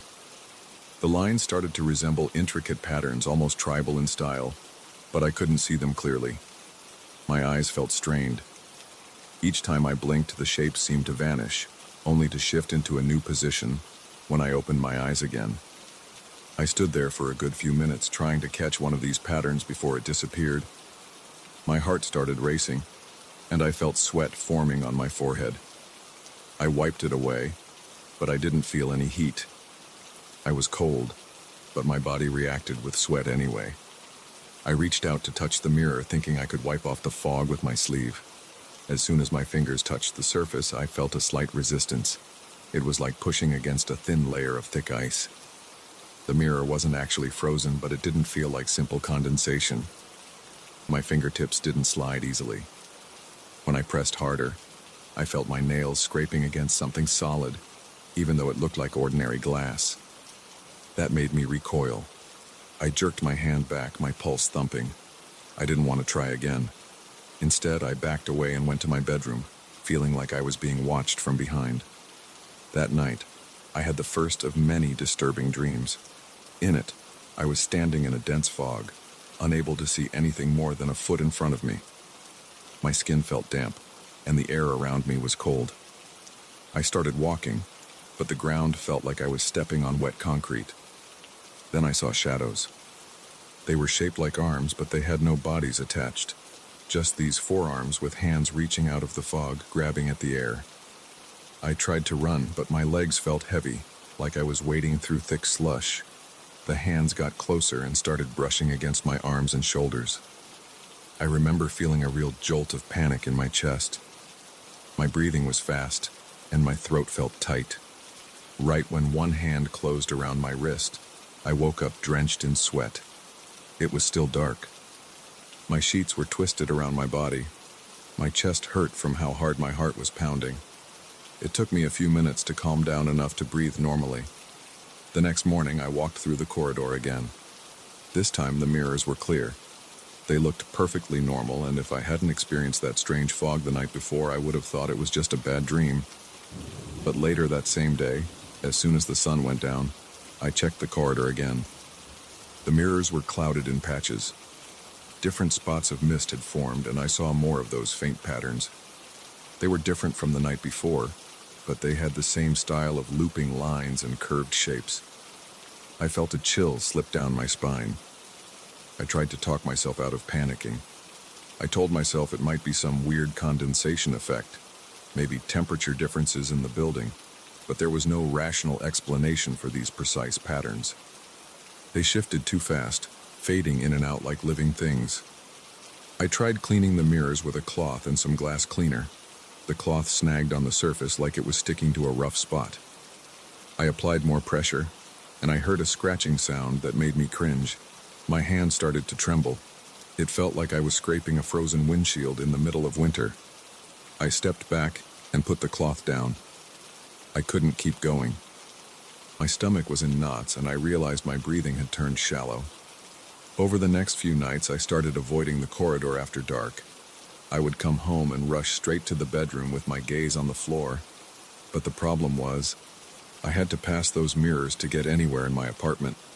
I found myself imagining movement in my peripheral vision. Sometimes I looked up and caught my own reflection turning slightly too late or too early. It's hard to describe, but it felt like I was watching a person who was trying to mimic my movements, but not perfectly. My reflection's arm might lift a fraction of a second before mine, or I'd glance toward a mirror on the left, and I'd see my reflection's face still turned forward. Each time it happened, my skin prickled with goosebumps. I started losing sleep because of the nightmares. They got worse. Every dream had that same fog, those hands, and that feeling of being pulled. I'd wake up gasping for air, sometimes yelling. My voice was hoarse in the mornings, and my eyes looked sunken in the bathroom mirror. During the day, I considered calling a friend to talk about it, but I felt embarrassed. I didn't know how to explain that my corridor mirrors seemed alive or possessed. I thought about calling the landlord, but I doubted he would believe any of this. He'd probably say I was imagining things or ask if I had a humidity problem. About 2 weeks after this started, I decided to try something different. I went to a local hardware store and bought a small handheld steamer. My plan was to test if direct steam would make any difference or reveal something about the patterns. I waited until night. Around 11 p.m., I turned off all the lights in the corridor, leaving only a faint glow from the living room lamp. The mirrors had that usual patchy fog. My hands shook as I plugged in the steamer. The hallway was silent, except for the low hum of the appliance heating up. I approached the nearest mirror and held the nozzle close to the glass. Steam billowed out, adding another layer of mist. At first, I couldn't see anything unusual, but after a few seconds, I noticed tiny cracks or lines forming in the original fog. They spread out in a branching pattern. My heart started thumping because it looked like these lines were moving under the surface of the mirror. I jerked the steamer away, stumbled back, and fell onto the floor. I knocked over a small table behind me, sending a lamp crashing to the ground. The bulb shattered, and the hallway went dark. I scrambled for the light switch, my hands fumbling.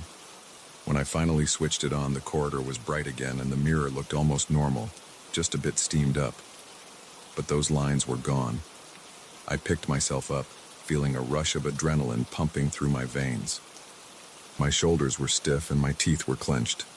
At that point, I started thinking about moving out, but I had put down a security deposit, and I didn't have the funds to break the lease without serious financial strain. I thought maybe I could just ignore it. I told myself that if I stayed away from the mirrors after dark, maybe I could pretend nothing was wrong. But the dreams didn't stop, and I still had to pass that corridor every day. 2 nights ago, I tried sleeping on the couch in the living room instead of my bedroom. I hoped that avoiding the corridor might give me some peace. Around 2 a.m., I woke up to a faint sound, like a low scraping or scratching coming from the hallway. My body tensed up and I felt my skin turning clammy. I sat up and stared at the corridor entrance. It was dark, but I could see a slight sheen on the mirrors from the dim streetlight filtering through my window. My heart pounded in my ears. I didn't want to go in there, but I couldn't ignore that noise. I got up, took a few cautious steps, and stood at the threshold of the corridor. The scraping noise stopped. I looked at my reflection. I saw my own shape, but I also noticed a patch of fog near the center of the mirror on the right. It was shifting, forming lines. I stepped closer, wanting to see if it was another pattern. But then I noticed something else. My reflection's head turned to face me before I actually moved. I froze. My breath caught in my throat. I saw my reflection raise its hand and press it against the glass, palm first, but I hadn't lifted my own hand at all. My arms were hanging at my sides. I felt a pulse of panic in my chest, and I stumbled backward. I fumbled for the living room light switch, flicking it on in a rush. Once the bright light hit the corridor, my reflection snapped back to normal, mirroring me exactly. The patch of fog was still there, but the pattern was less distinct. My heart was pounding, and I could hear my ragged breathing. My legs felt like they wanted to give out. I didn't go to work the next day. I was too shaken up. I sat around in the living room trying to think of a plan. I considered covering up the mirrors with sheets or newspaper, but the corridor is so long and the mirrors are so tall, I wasn't sure how to do that by myself. Still, I decided to try. I grabbed a roll of duct tape and an old sheet. I managed to cover maybe 2 panels before I felt something behind me, like a presence. I whipped around, but the corridor was empty, aside from my reflections. I realized my nerves were frayed, and I couldn't keep going alone. My chest felt tight and my fingers were trembling. I left the sheets where they were and retreated to the living room again. That's where I am now, telling this story. It's late, and I'm wide awake because I'm scared to sleep. I keep looking at the entrance to the corridor. Even though the lights are on, I see the mirrors shining in that unnatural way, like they have a thin layer of ice on them. My mouth is dry and my hands feel cold. Every little noise in the building, like the pipes or the distant hum of the elevator, makes me jump. I'm not sure what I should do next. Part of me wants to run out and never come back, but I can't afford that. I'm stuck here until I can figure out a real solution. I think about trying to break the mirrors, but that would cost me a fortune to replace, and I can't predict what might happen if I actually smash them. The idea of releasing something worse makes my stomach turn.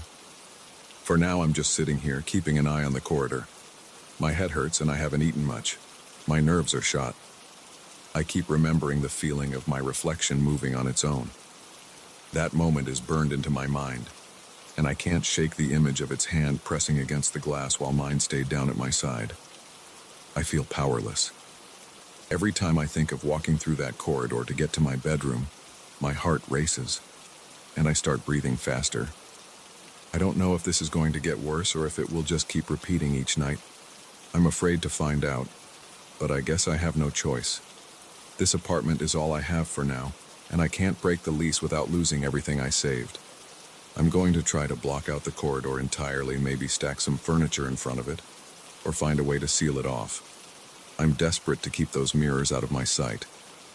I wish I could say this is some overactive imagination or a misunderstanding, but I know what I saw and felt. I felt that solid resistance when I tried to wipe the glass. I saw those shapes in the fog. I watched my reflection move without me, and I have no explanation. I can only hope that I can make it through the night without another nightmare, and without those mirrors calling out to me. That's all I can say right now. I'm just trying to stay calm, keep the lights on, and not look too long at any reflection I see. If something changes, I'll have to face it, but for the moment, I'm just going to sit here and stare at the corridor from a safe distance, waiting for morning. Maybe in the daylight it'll feel like none of this ever happened. But night always comes back, and I have a feeling those mirrors aren't finished with me yet.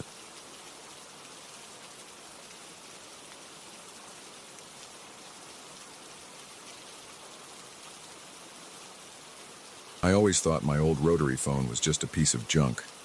I found it at a flea market years ago. The beige plastic is cracked near the cord, and the rotary dial sticks if I move it too fast. I set it on a small table in my living room because I liked how it looked. It had no cord plugged into the wall, and it never had any line service. It was just a decoration, a relic from a different time. But about a month ago, things started happening that I can't explain. The phone rang in the middle of the night. At first I thought I was imagining it. I was half asleep and I heard a muffled ring that made my stomach churn. I looked over at my digital clock. It was around 2 a.m. I sat up in bed listening. The sound stopped, so I convinced myself it was a dream. The next night it happened again, closer to 3 a.m. The phone's ring wasn't sharp. It sounded distant, like it was coming through thick walls or from underwater. My arms broke out in goosebumps. I got out of bed, heart pounding. I walked into the living room. The phone sat there on its table. The handset was in place.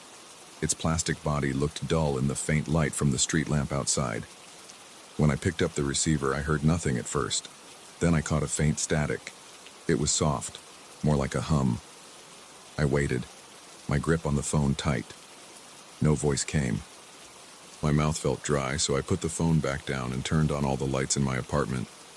I tried to tell myself that maybe there was some leftover wiring in the wall. Maybe the phone picked up interference from somewhere. But a few days later, the phone started ringing at exactly the same time every night, 2:47 a.m.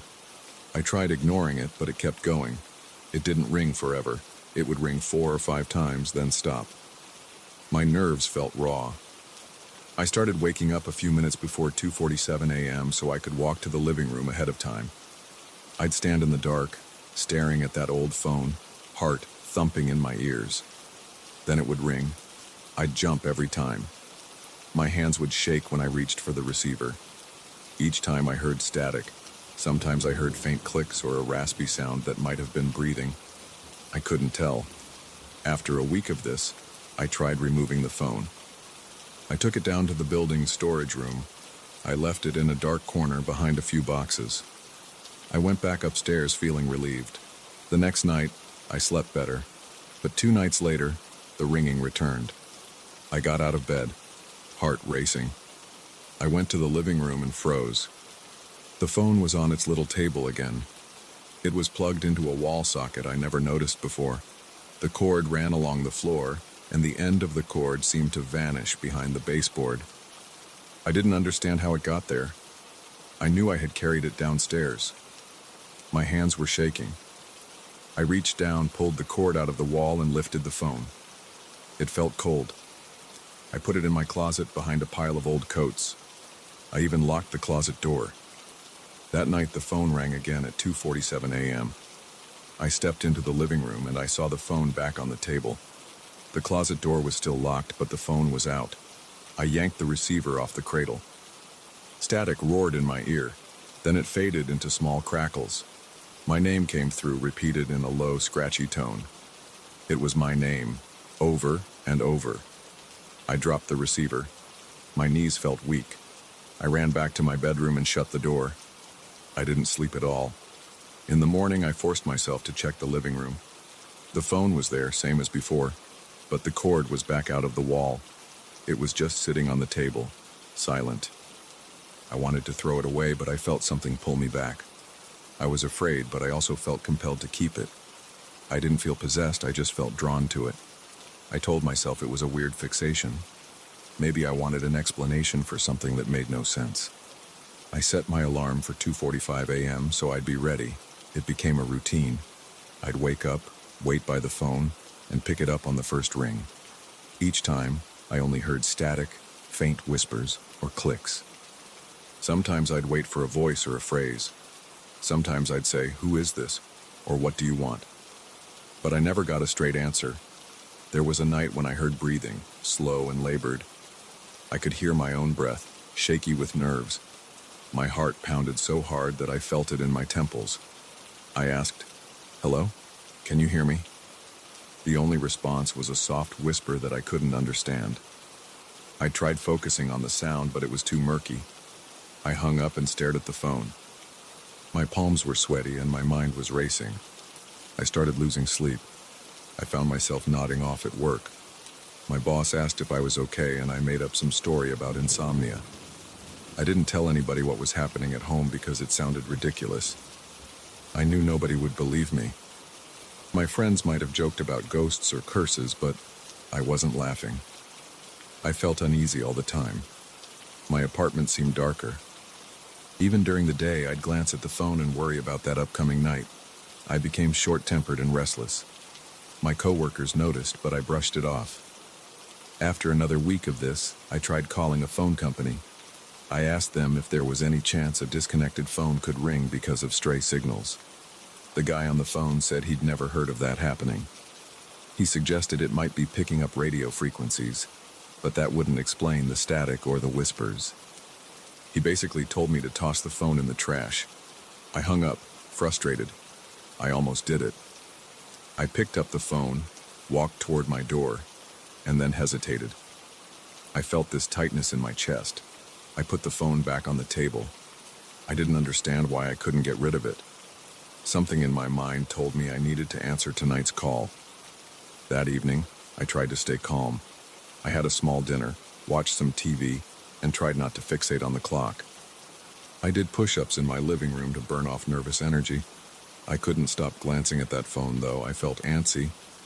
My muscles were tense. Eventually, I got into bed around midnight, but I couldn't sleep. I stared at the ceiling, waiting for 2:47 a.m. When my clock turned 2:46 a.m., I got up. My heartbeat sped up. I walked to the living room and stood next to the phone. Right on time, it rang. 4 muffled rings. I lifted the receiver on the first ring. Static hissed, then fell quiet. I said, "I'm here. I can hear you." I heard a faint whisper. It sounded like my name again. My forehead felt damp with sweat. I forced myself to speak. "I'm listening. What do you want?" The static crackled louder. It rose and fell in waves, almost like it was trying to form words. I stood there for a full minute, clutching the handset. My entire body felt tense. Finally, a single word broke through, but it was garbled. I couldn't make it out. Then the line went dead. I stayed up the rest of the night staring at the phone. The next day, I disconnected every electronic in my apartment. I went around, unplugging my TV, my stereo, my lamps. The phone stayed silent during the daytime, but I wanted to remove any chance of interference. I even checked the walls for hidden jacks or cables. I found nothing. The night came, and I followed the same routine. Sure enough, the phone rang at 2:47 a.m. I snatched it off the cradle, holding my breath. The static was harsher this time, stinging my ear. I heard a faint mumbling. I said, "I can't hear you. Speak clearer." My voice shook.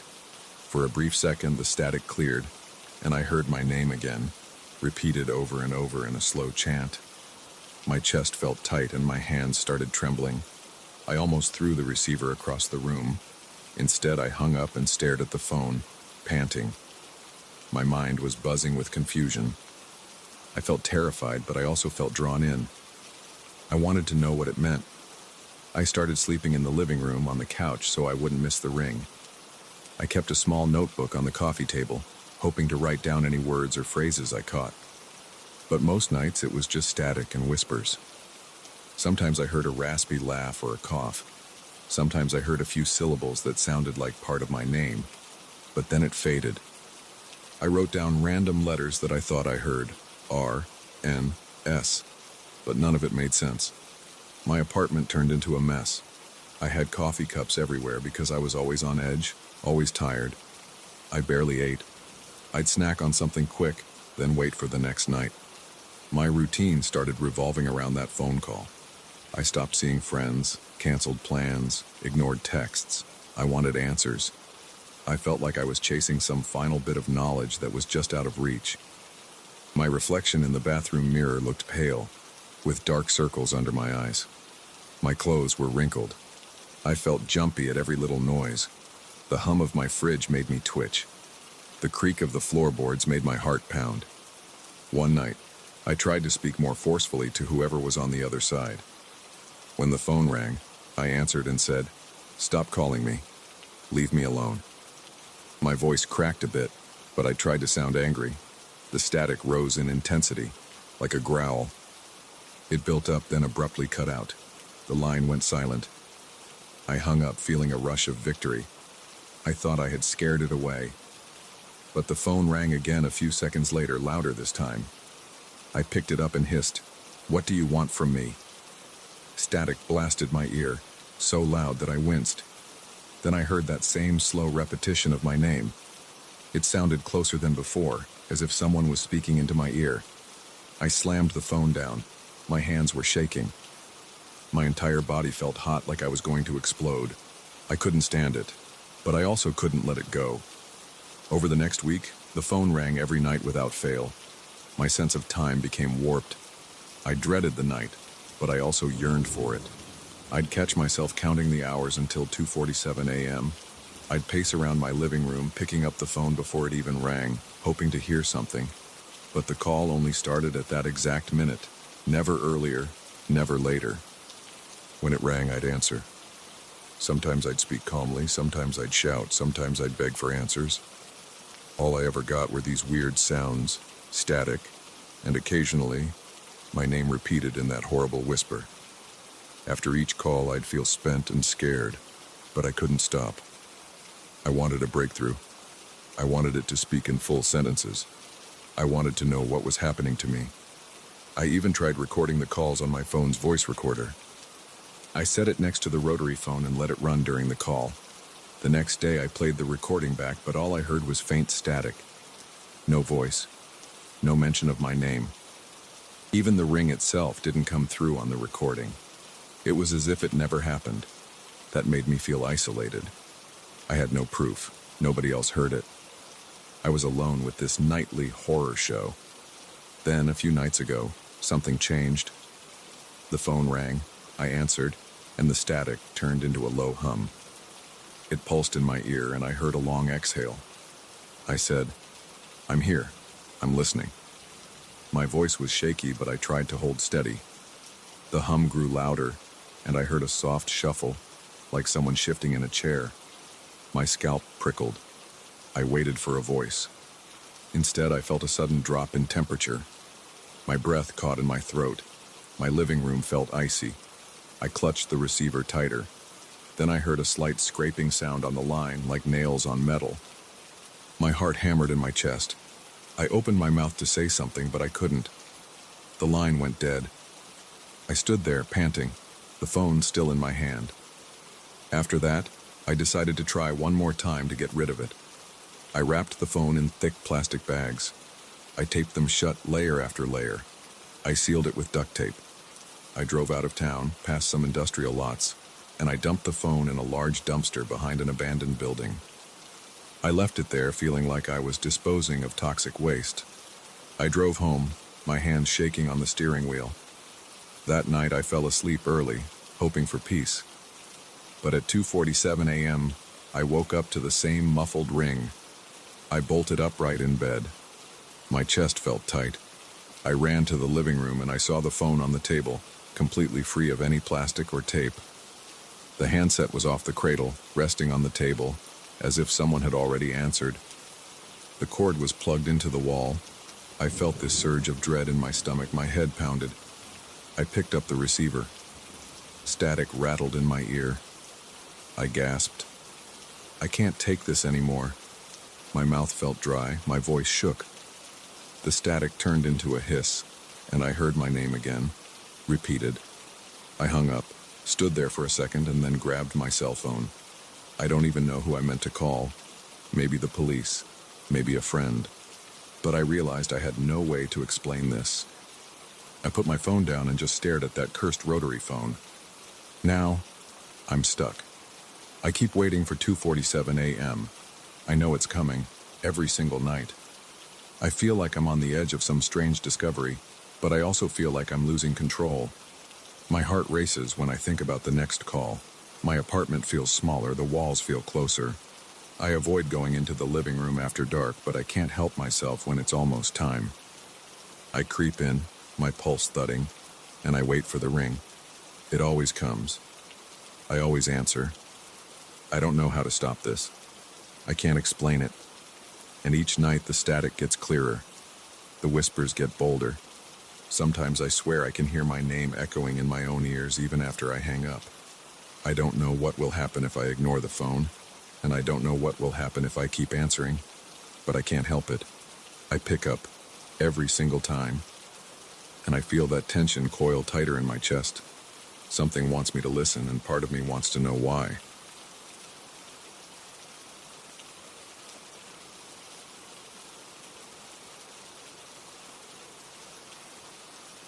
I never planned on buying that mask. I was just browsing through an antiques fair on a weekend when my eyes locked onto its red and black patterns. I felt a jolt run through my body the second I saw it. I shrugged off the feeling at first. I assumed it was just surprise at the bold colors and the strange carvings. I didn't think much about it until I was already reaching for my wallet. I had no real reason to buy something like that, but I did. The vendor handed it to me with a grin that made me uneasy. The deal was done in under a minute. I walked away from that booth with the mask in my hands, feeling a tingle at the back of my neck. That was my first mistake. When I got home, I decided to hang the mask in my living room. I don't know why I picked that spot. It's right across from the couch, so it's impossible to ignore. I remember the first time I put it up. I held it against the wall, hammered a small nail, and hooked it there. It seemed to stare at me the moment it was in place. I stood back, took a breath, and felt a strange tightness in my chest. The mask wasn't large, but its colors stood out against the beige wall. The red looked wet under the soft light of the room lamp, and the black stripes had a dull shine, like old tar. I tried to dismiss the weird tension in my shoulders. I thought maybe I was just tired or stressed. I went to the kitchen, poured myself a glass of water, and tried to relax. Then I walked back to the living room and almost dropped my glass. I swear the mask looked different. The red lines seemed a little wider, and the black seemed more intense. It looked like it had shifted, but the nail was in the same place. The mask was at the same angle. I shook my head, told myself I was imagining things, and set my glass on the coffee table.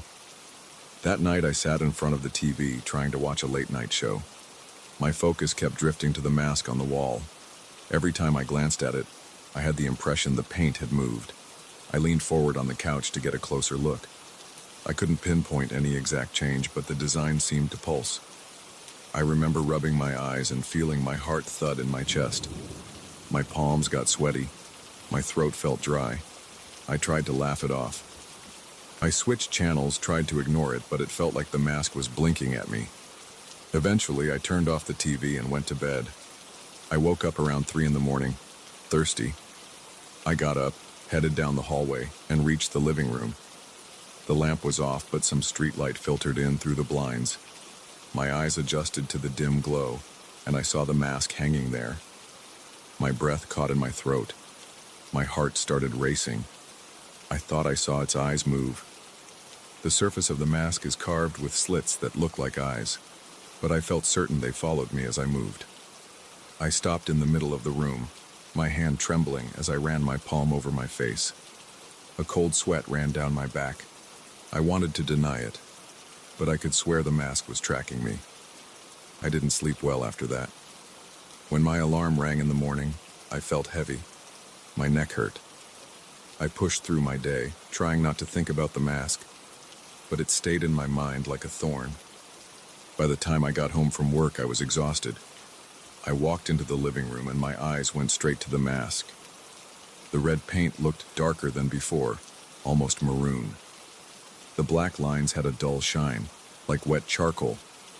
The shape of the mask appeared tighter, like it was clenching. It was unsettling. I placed my coat on the chair, stood there for a moment, and felt a wave of nausea. It was like the room was too small, and the mask was taking up all the space. I started noticing other things as the days passed. Sometimes, when I looked away from it for a moment and looked back, I'd see a small drip of red paint that wasn't there before, or I'd catch the faint impression of a curve in the black that seemed new. It felt like the mask was rewriting itself each time I turned my eyes away. On some evenings, if I sat there in silence, I'd pick up a soft rustling sound. It reminded me of someone shifting in a chair, trying to get comfortable. I'd scan the room for the source. I'd check the windows, the vents, the furniture. My chest would tighten when I realized the sound was coming from the mask's direction. After a week of this, I started waking up more often in the middle of the night. Each time I'd walk into the living room and stare at the mask for a few seconds. My legs would feel weak, and I'd have to breathe slowly to keep myself steady. The mask's eyes would seem wider, as if the slits had grown. I felt like I couldn't escape its gaze. I'd walk into the kitchen for water, and I'd sense the mask behind me like it was leaning forward. I'd feel lightheaded, and sometimes my vision would blur. By the time I returned to bed, I'd be sweating. It wasn't just at night, though. One Saturday morning, I decided to dust the living room. I figured maybe I was letting my imagination run wild, and a bit of cleaning might calm my nerves. When I got near the mask with a soft cloth, I stopped. I noticed a faint smell like old iron. It was metallic and sour. I held the cloth close to the mask, but I hesitated to touch it. The smell made me feel like I had swallowed something bitter. My stomach tightened, and I felt a sudden headache. I moved the cloth closer and brushed the edge of the mask. For a second, I swore the mask's surface was warm, like living skin. I dropped the cloth and backed away, nearly tripping over the coffee table. That same day, I considered taking the mask off the wall and throwing it out. My hands shook when I reached for it. My fingers touched the edges, and I felt a vibration. It wasn't strong, but it was enough to make my arms tense. I let go immediately and took a few quick steps back. My heart pounded so hard that I could barely catch my breath. I closed my eyes and counted to 10, trying to steady myself. Then I marched out of the living room, closing the door behind me. I felt like a coward, but I had no idea what else to do. At that point, I started sleeping with the bedroom door shut. I also kept a small light on in the hallway. I didn't like the dark, and I didn't like the feeling that the mask was just a few steps away. Some nights I thought I heard a soft tapping from the living room. Other times I heard nothing and just stared at the ceiling for hours. My dreams were uneasy and left me feeling drained in the morning. I had a permanent tension in my shoulders.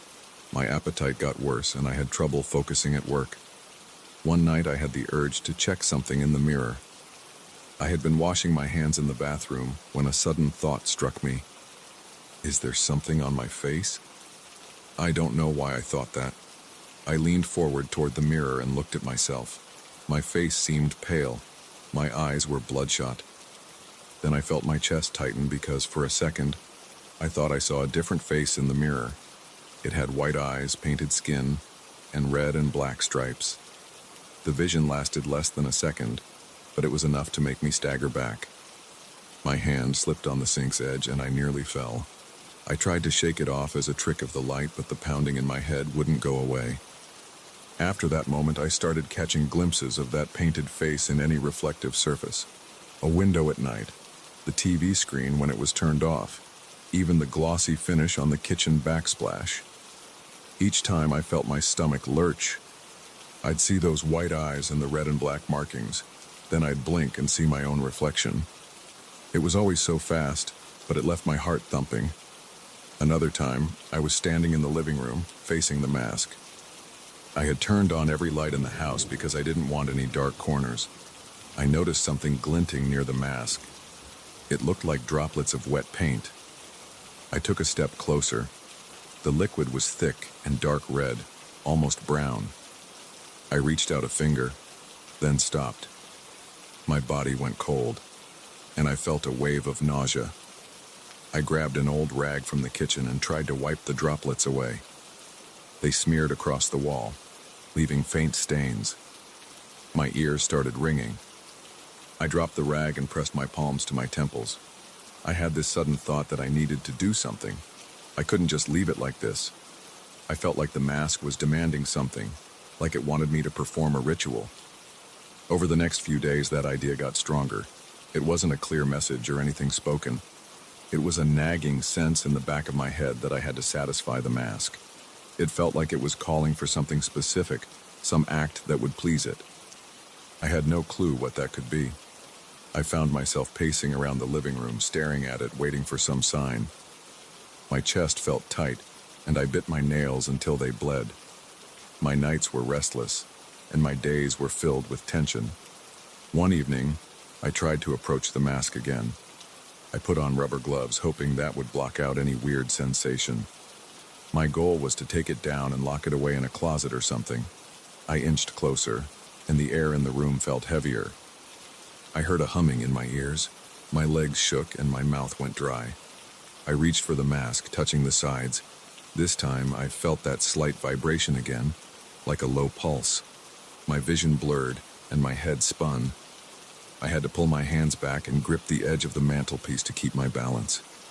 I kept my eyes on the mask as I leaned forward, trying not to lose my footing. My breath came in ragged bursts. I felt panic rising in my chest. I didn't know what to do. My mind raced with thoughts of smashing it or burning it, but I was scared. I worried about what might happen if I damaged it. The mask seemed to cling to the wall, pulsing with its own energy. I stumbled out of the room, slammed the door, and sat on the floor in the hallway. My hands shook. My shirt was soaked in sweat and my heart hammered in my chest.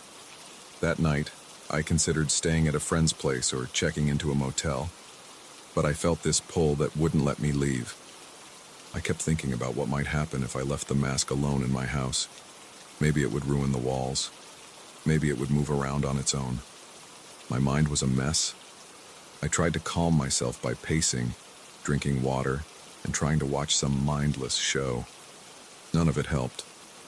I kept glancing at the living room door, half expecting to see the mask slip out somehow. Finally, I sat on my couch, facing the closed living room door. I felt my body sag with exhaustion. My hands were cramped from clenching them so hard. My throat hurt from breathing shallowly. I realized I needed to confront it. The mask wanted a ritual, but I had no idea what that meant. I had this growing fear that if I didn't figure it out, the mask would keep haunting me until I gave in. But the idea of actually doing anything it wanted filled me with dread. My stomach churned every time I imagined kneeling in front of it or chanting something strange. I had no instructions, no guidance, just a feeling. The next morning, I woke up after a rough sleep and stood outside the living room door. My hand hovered over the knob. I counted to 5, twisted the knob, and stepped inside. The mask was where I left it, but it looked more intense. The red lines seemed to glisten. The black stripes looked sharper. I swallowed the lump in my throat and walked straight up to it. My legs trembled with each step. I could hear my own heartbeat in my ears. I got close enough to see the tiny cracks in the paint. I could see the rough texture of the wood beneath. My breathing was shallow. My hands were cold. I spoke out loud, asking it what it wanted. My voice shook, and my words sounded stupid even to me. Of course, there was no direct response, but my mind felt heavy, like something was pushing against my thoughts. I asked again, my voice cracking. A jolt of panic spread through me. I felt dizzy, and a cold sweat broke out on my forehead. My gut told me that I was about to do something irreversible, but I had no clue what. The mask stared back with those slits, and I thought I saw a faint twitch near the corners.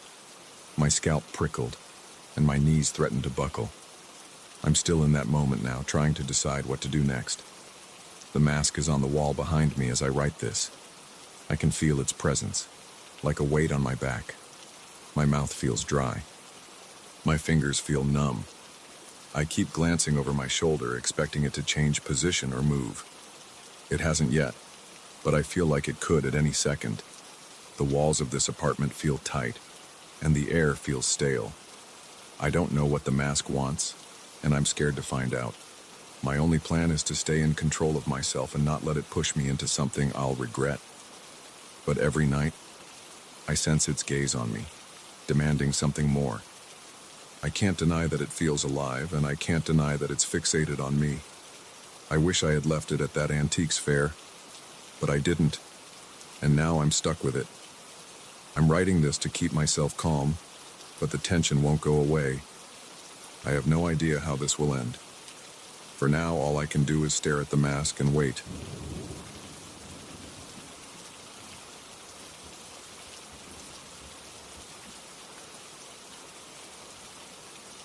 I was halfway through my Sunday when the first letter showed up. It was in an old envelope with no stamp. My name was on the front, written in shaky pencil marks that looked like they were done under a dim light. I felt a chill before I even opened it. There was a dusty smell clinging to the paper like it had been stored in a forgotten box. Inside there was just one word, repeated over and over in erratic handwriting. Come. I didn't know what it meant. I set the letter on my kitchen counter. My heart felt tight, but I tried to shrug it off. It could have been a prank or some weird marketing stunt. It didn't mention a location, a time, or anything else. It just said, come. I tried not to think about it. I went to work the next day, pretending everything was normal. But then I got home and found another letter slipped under my front door. Same style, same dusty smell, same single word. Come. It made my stomach tense. I looked around my hallway. Nobody was there. No footprints. No sign of who delivered it. I locked my door and stood there for a while, staring at the envelope in my hand. My palms got damp. I didn't like how my mind raced with questions I couldn't answer. Still, I tossed the letter in a drawer and tried to distract myself with dinner. The next morning, I found a third letter stuck in my mailbox. Again, no postage, no return address. Just, come. This time the letters were bigger, like someone was more desperate to get my attention. I felt my chest tighten. I went inside and checked my phone for calls or messages from unknown numbers. Nothing. I sat on my couch, flipping through channels, but I couldn't focus. I kept looking at my front door, expecting more letters to appear out of nowhere. By the end of the week, I'd received 5 letters. They all looked the same. Old envelopes, faded paper, that dusty smell, and the single word, come. I started double-checking my windows and doors every night. It felt like someone was watching me. My skin would prickle whenever I heard any noise outside, like a branch tapping against the window or a car passing by. I jumped at small sounds. I wasn't sleeping well.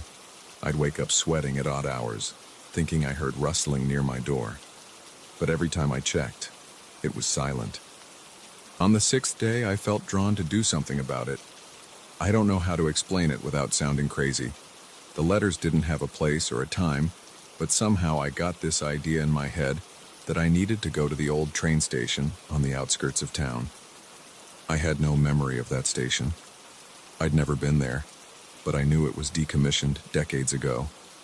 I'd driven past it once, noticing the boarded-up windows and the signs warning people to stay out. But that morning I woke up with a clear sense that the letters were urging me there. I had a shaky feeling in my gut, but I also felt like ignoring it wasn't an option anymore. So I drove out of town and headed for the train station. I parked near a rusted fence. It was around noon, but the sky looked dull. There was an overcast that made everything feel lifeless. I got out of my car, feeling an uneasy tingle in my neck. The station building was gray and covered in graffiti. Broken windows dotted the upper floors. Loose boards creaked as the wind blew. I stepped over some debris, moving around the side of the building, looking for a way in or a clue about who was sending me those letters. I found a gap in the fence and slipped through. On the other side, there was an old loading area with cracked concrete and puddles of stagnant water. A strange smell hung in the air, like mold mixed with old oil. My heart thumped. I walked carefully, avoiding broken glass. I noticed a large cargo door was slightly open. There was a faint light coming from inside, like a weak fluorescent bulb or a small flashlight. I peeked in, expecting to see someone, but nobody was there. I stepped inside and saw a single rocking chair in the center of the floor. It was pointed at me under a flickering overhead light. The space was mostly empty. Some rusted machinery stood against the wall, and there were a few crates stacked in a corner. Dust swirled around. I heard the rocking chair squeak. At first, I thought someone was sitting there, but it was empty. The chair moved a little, like it had just been pushed. My chest went tight. I felt sweat prickling my forehead. I looked around, waiting for a person to step out of the shadows. Nothing happened. I stood there for a minute, unsure of what to do next. The squeak of the rocking chair made the hairs on my arms stand up. I felt the urge to say something, but no words came. Eventually, I walked closer to the chair. It was old, made of worn wood with chipped paint around the arms. The seat was dusty, and I saw faint scuff marks on the floor, like it had been moved back and forth. I didn't see any letters there, no notes, no hints. After a while, I decided this was pointless. I walked out of the cargo area, trying to control my breathing. I made my way around the station, checking if there was anything else that looked suspicious. Nothing stood out. I felt disappointed and a bit foolish. I had driven all the way out here hoping for answers and found nothing but an abandoned rocking chair under a flickering light. I went back to my car, looking over my shoulder every few steps. My skin felt cold and clammy. I drove home telling myself I needed to forget about the letters, but I couldn't shake off the feeling that I had just scratched the surface of something I didn't understand. Over the next few days, more letters arrived under my door. They were different now. They mentioned us and our memories, but they still didn't tell me who was sending them or why. The envelopes looked older, more brittle. The handwriting was more frantic, like the writer was desperate. The smell was the same musty odor I had noticed before. I tried to throw them away, but I kept retrieving them from the trash, hoping to see a detail I might have missed. Late one night, I heard a soft thud at my door. My heart pounded. I got up from the couch and opened the door fast, expecting to catch the delivery person. But no one was there. I looked down and saw another envelope. My hands trembled. I tore it open in the hallway. The note inside said, "We are waiting." It was the same shaky script as before. I felt a knot in my throat. I wanted to yell into the empty hallway, demand that whoever was doing this show themselves. But I just stood there, my ears ringing. I went back inside and locked the door. My apartment felt smaller. My eyes darted around, checking corners and windows. I stuffed the letter in a drawer, then climbed into bed. I couldn't sleep. I stared at the ceiling, listening to every creak of the building. Eventually, I dozed off, but I had anxious dreams. I kept seeing that rocking chair under the flickering light. The next day, I called in sick to work. I didn't want to go anywhere or talk to anyone. I felt paranoid. I kept checking the hallway through the peephole. Around noon, I realized I couldn't just stay locked up. I needed to do something. Part of me thought about calling the police, but what would I say? I had a bunch of creepy letters telling me to come, plus a weird feeling about an abandoned station. There wasn't any direct threat. Nobody had broken in or physically harmed me. It sounded like something they'd dismiss as a prank. I grabbed my jacket and left the apartment. I needed to get some fresh air, maybe clear my head. I walked around my neighborhood looking at people's faces, wondering if one of them was my anonymous messenger. I couldn't relax. My gut twisted whenever I saw someone glance at me. It could have been an innocent look, but I read everything as suspicious. That evening, I returned home and found a new envelope. This time, the letters inside referred to the place where we meet. It instructed me to go back to the old station's loading area, adding a specific time, midnight. That was the first time I saw an actual time mentioned. My pulse pounded. I thought about ignoring it, but a strong pull inside me wouldn't let me. I needed to see who was behind all this. I felt more scared than ever, but I couldn't stand the idea of letting this keep happening without any resolution. I spent the rest of the night pacing around my apartment, trying to decide whether to call someone for backup.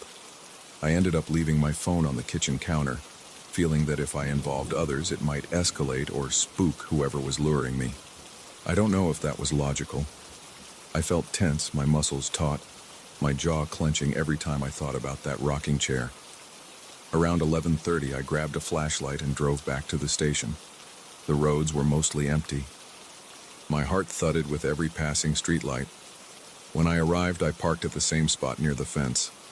The place was dark, except for a thin moonlight. Clouds drifted overhead, making shadows move. I walked through the gap in the fence.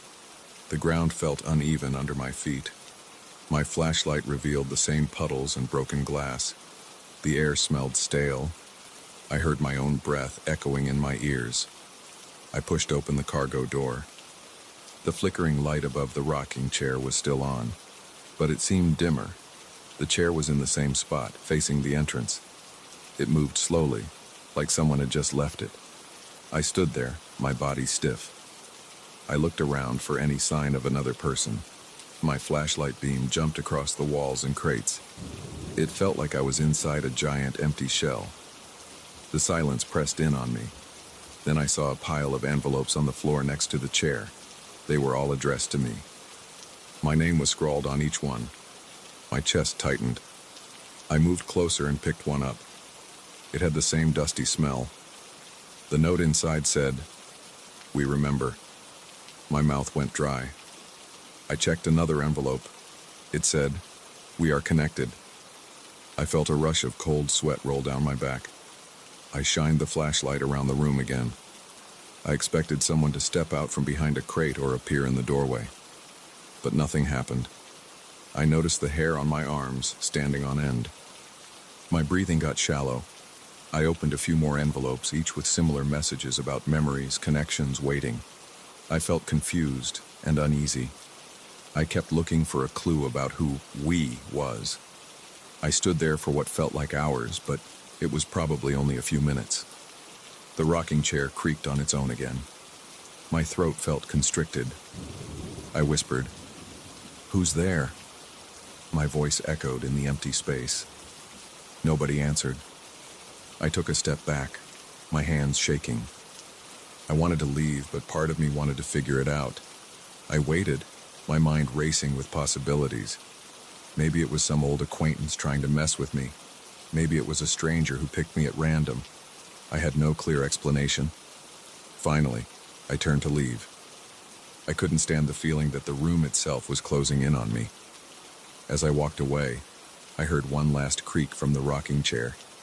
I didn't look back. I hurried out and pushed the cargo door closed behind me. Outside, the night air felt fresh but cold. I walked to my car, checking over my shoulder. I kept expecting footsteps behind me, but I only heard my own heartbeat. I drove home, my hands gripping the steering wheel so tightly that my knuckles ached. When I got back to my apartment, there was another envelope under the door. I almost didn't want to pick it up, but I couldn't ignore it. I opened it with shaky hands. It said, "This isn't over." I felt my stomach drop. I stood there listening to the quiet hallway. My skin tingled from head to toe. That's where I am now, feeling stuck in a loop. I keep getting these letters telling me to go back to that place, promising some kind of shared memory or meeting, but never giving me a real explanation. My nerves are shot. I don't know who's behind it or why they chose me. I'm worried about losing my mind, but I can't force myself to walk away from it completely. I know that as long as those letters keep coming, I'm going to feel that weird pull, like I'm being summoned. And I don't know where it leads, or what might be waiting for me the next time I go back. I'm alone with this, and the tension keeps building. I don't see a way to stop it.